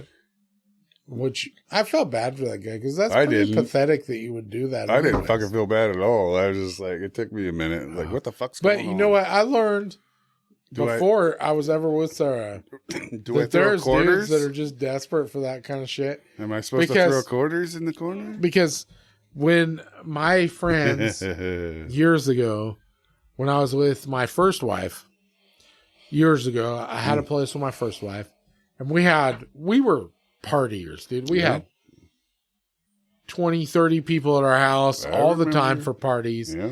And one of our friends was getting married, and they wanted to have their bachelorette party at our house. Like the bachelorettes were going to go to the bar and party, and the bachelors were at the house partying. Yeah. And then the bachelorettes called us, and they're like, hey, we're going to try and find a guy that'll strip for us and bring him back to the house. Will you guys like stay outside so that he doesn't feel uncomfortable?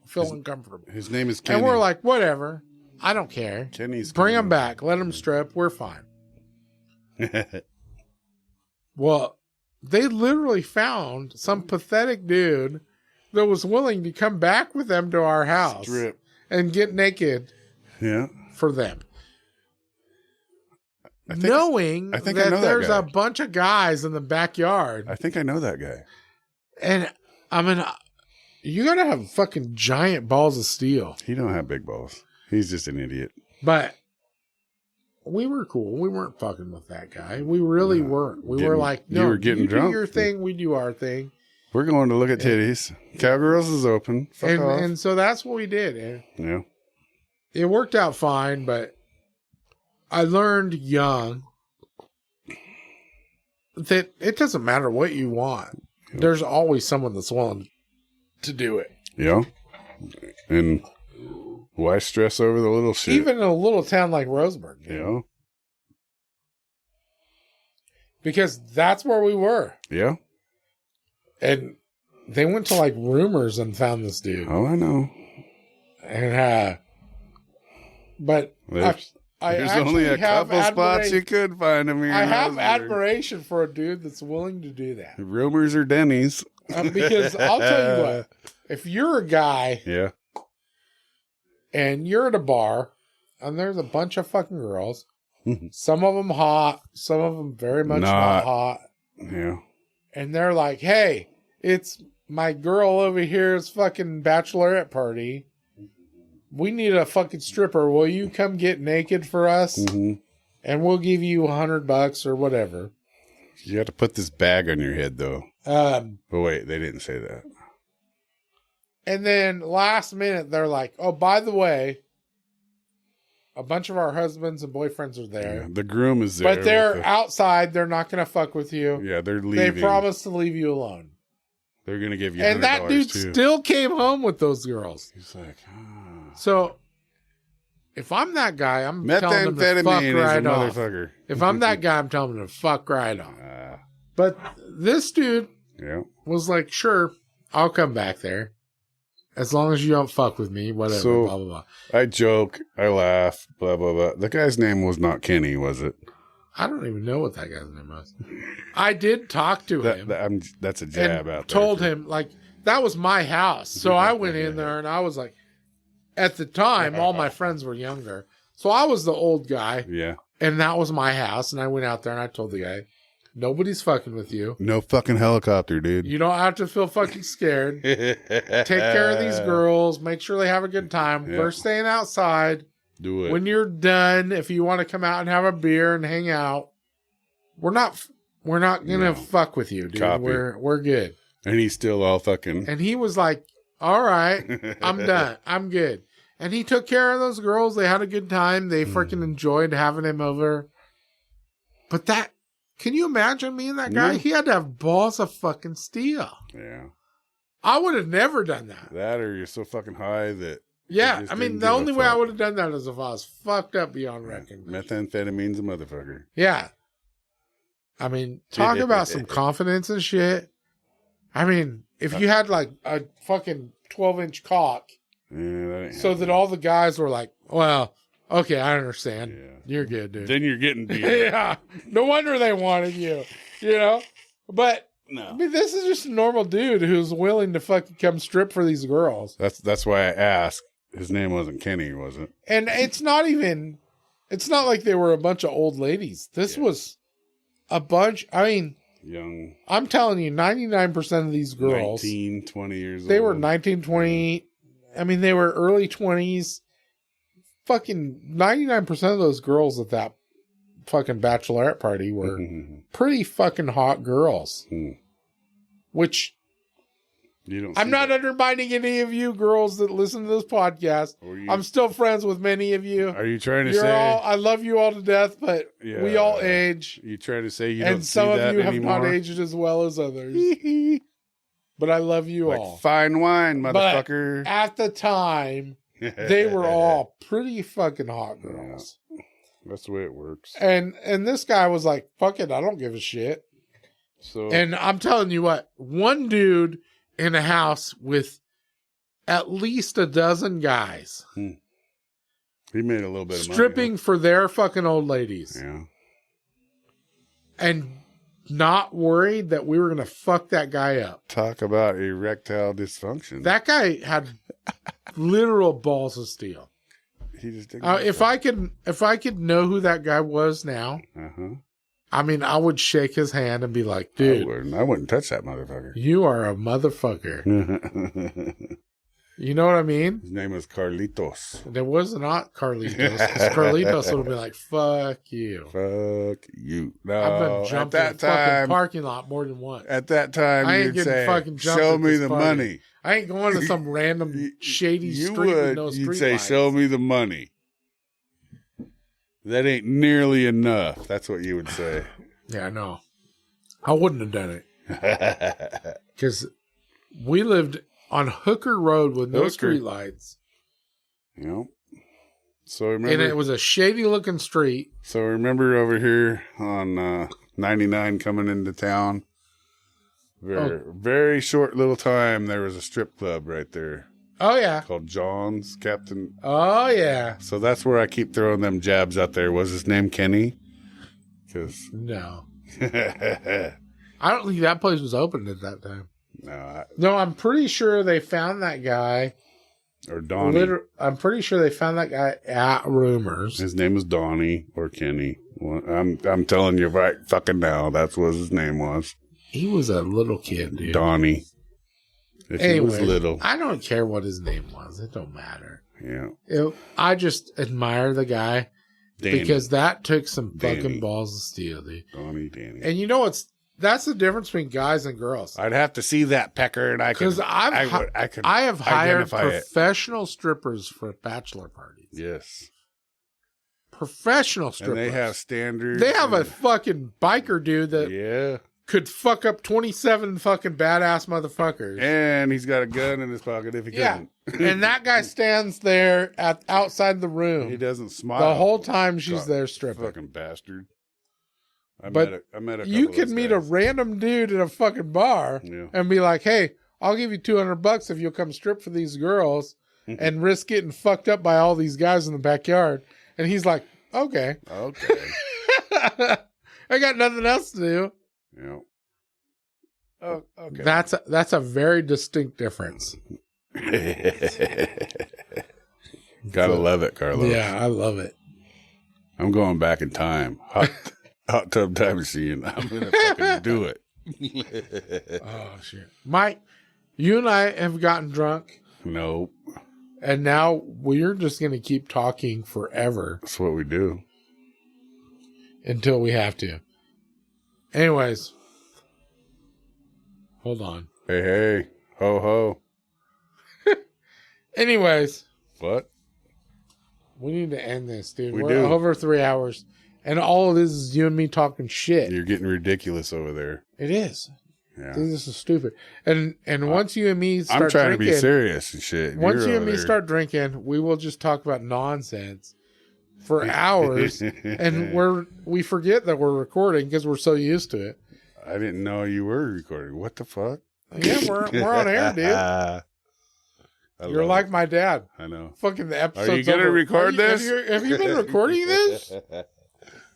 Oh, yeah, absolutely. That's what the microphone is in your face. That is fucking epic right there. But anyways. Hey, where are we at? We're just in the middle of nowhere, but we got to end this. So, anyways, Mike, I love having you as my fucking co-host. Well, I love having you as my friend. It's been awesome, dude. It gives us an opportunity to kind of forget about everything else that's going on. I know. Like I keep telling you, this is my relaxation day. And it really is. I look forward to 100%. Friday too. Yep. Because you'd really have to try to ruin my fucking Friday. I know, it's awesome. Yes, I love it. Because, I mean, Fridays are the day that I'm like, you know what? I only have to work for like half the day, and the rest of the day is just me enjoying myself. Good deal. I love it. I love it, dude. 100%. And I fucking think we're doing pretty good shit with this podcast. Yeah, you keep hanging out with me and I'll make you famous. I think our podcast has turned into way more than what you and me figured it would be to start definitely. with. Well, It's definitely different than what I thought it would be to start with. 100%. Yeah. It's fucking... it's the way it needs to be, and that's the way I like it. We've had serious shit on here, and I thought we'd never... I thought we'd never get serious. I'm always serious. What are you talking about? Whatever, dude. You're a jackass. But no, really. I mean, it makes me feel good that we instill enough confidence in people.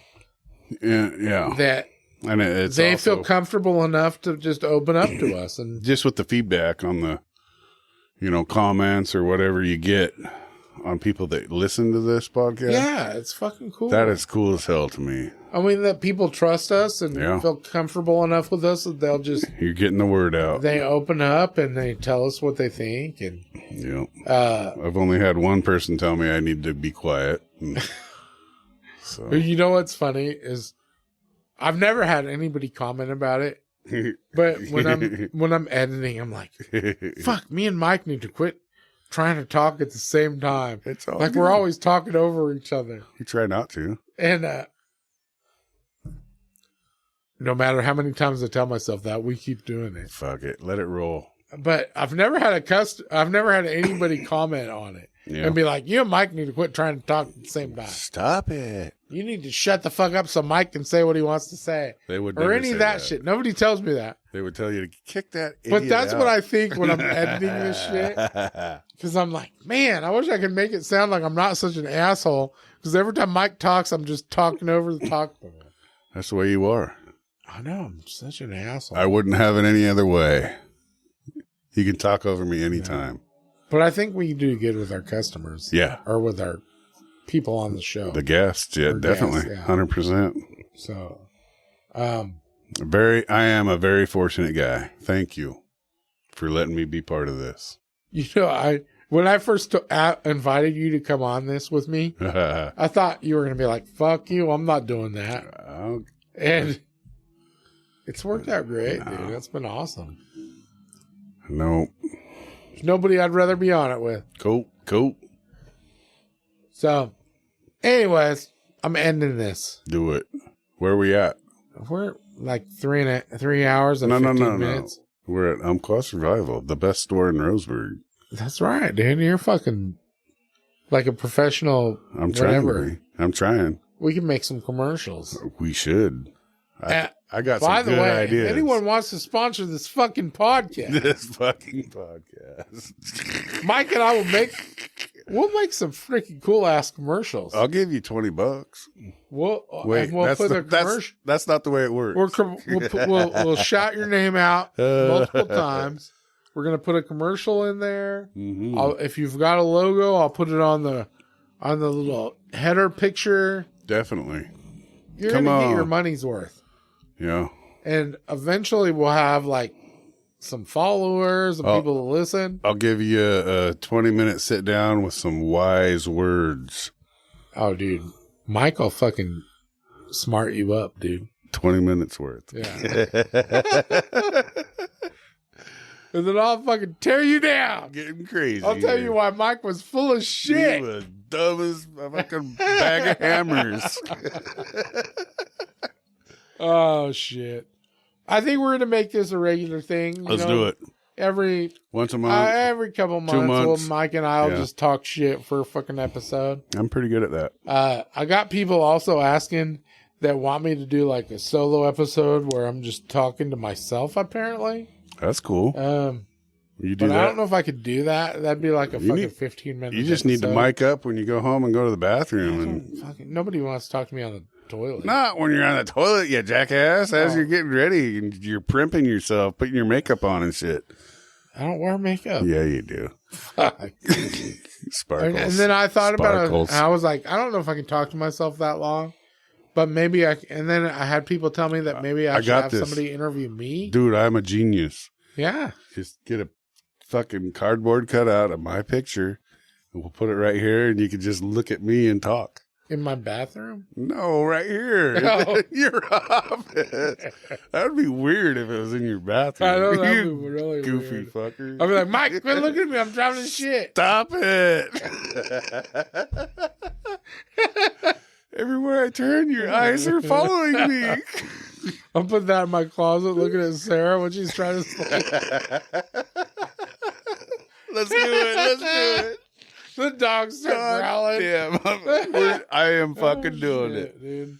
No. I'm sending it right to your house. I had people tell me to do a solo episode, which I don't know if I could really talk to myself that long. Oh, yeah. And then I had somebody told me, well, if you can't do a solo episode, maybe you should have somebody just interview you.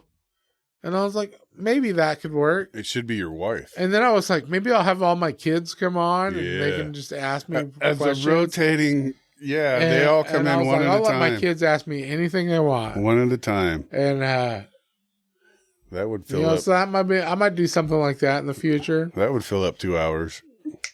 Dude, you got the so funny many, part, you the got so many problem damn is kids. People don't understand how open I am with our kids. You know, my kids know my shit. They do, and your personality, and the shit that people think like you would never tell your kids that shit. The fuck, that's the shit Sarah and I use to fucking keep our kids out of the fucking house. Yeah, like we'll start telling them about that so that we can get some alone time. Yep. It's like when you fucking pretend like you like each other, just so your kids will fucking run away to their bedrooms. Yeah. We've been doing that for years. You guys used to get Jacob pretty goddamn good. Dude, I loved it. Yeah. And then Jacob started getting me. Yeah.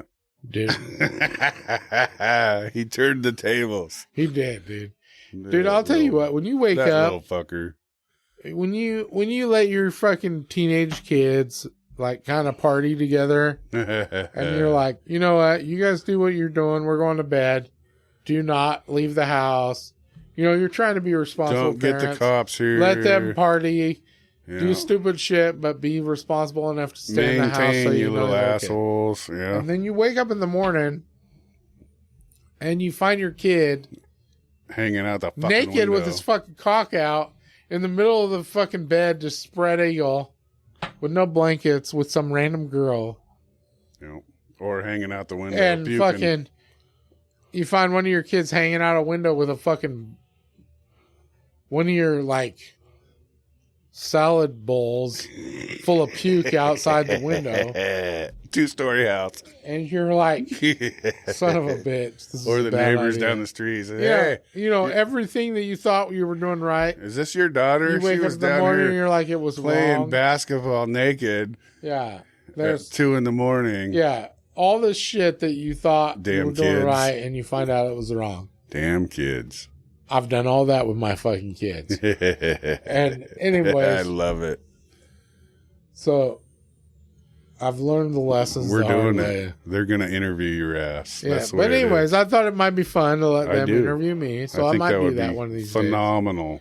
I don't know if I can get them all here at one time because it's hard enough for me to get them all in town at one time. We can edit it into a couple days.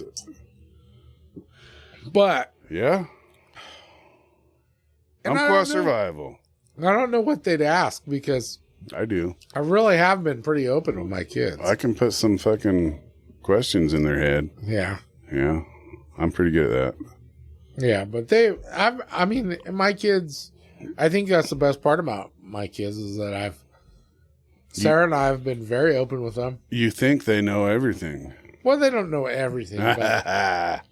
But if they've asked a question, we've answered them honestly. Obviously.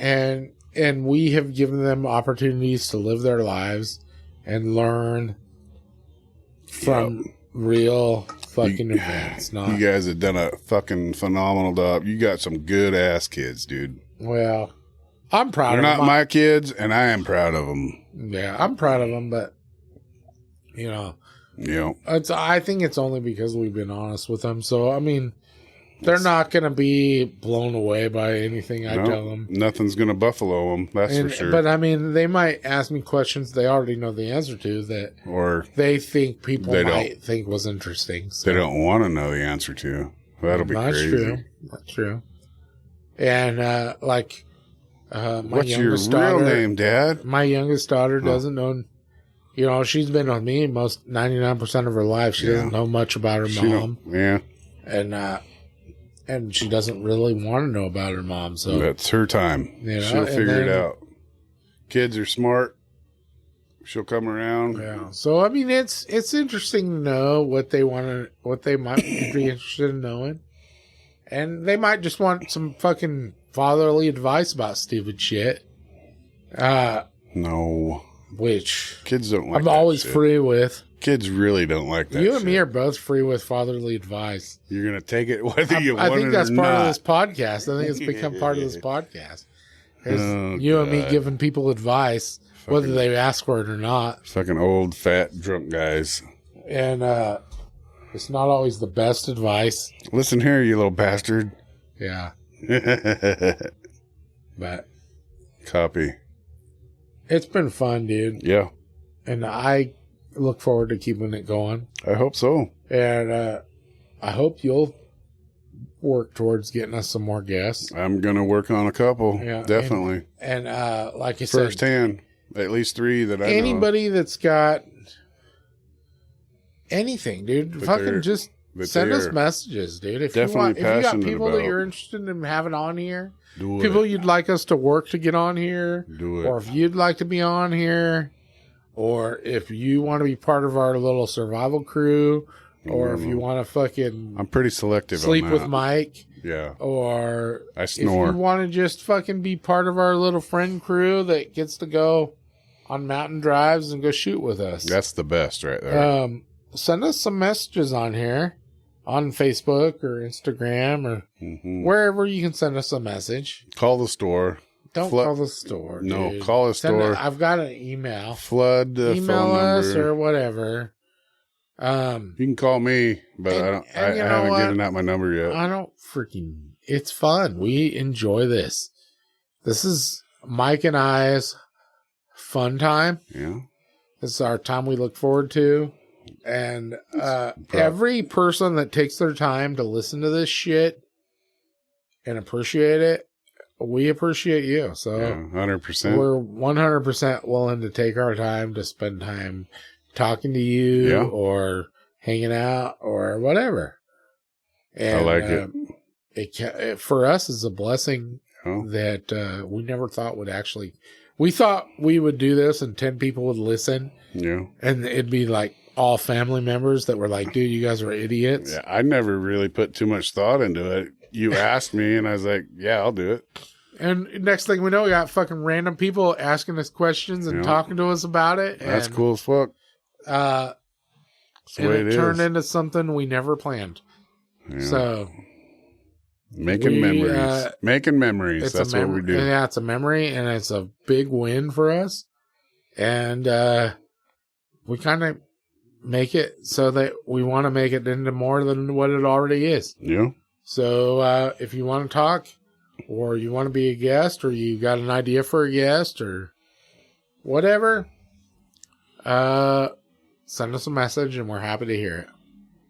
Yeah. You got anything else, Mike? Thank you. Mike's fucking pretty talkative. So. Anyways, we drank too much. We talked too long. Here we go. And once again, thank you, Umpqua Survival, for making this happen. Umpqua Survival. And if you want to support the podcast, support Umpqua Survival. Come down here and buy some shit. 100%. Because Umpqua Survival 100% supports this podcast right now. So until we get some real fucking sponsors, if you support the store, you're supporting the podcast. And we appreciate you. Peace out, fuckers. Yeah. And until next time, thanks for listening.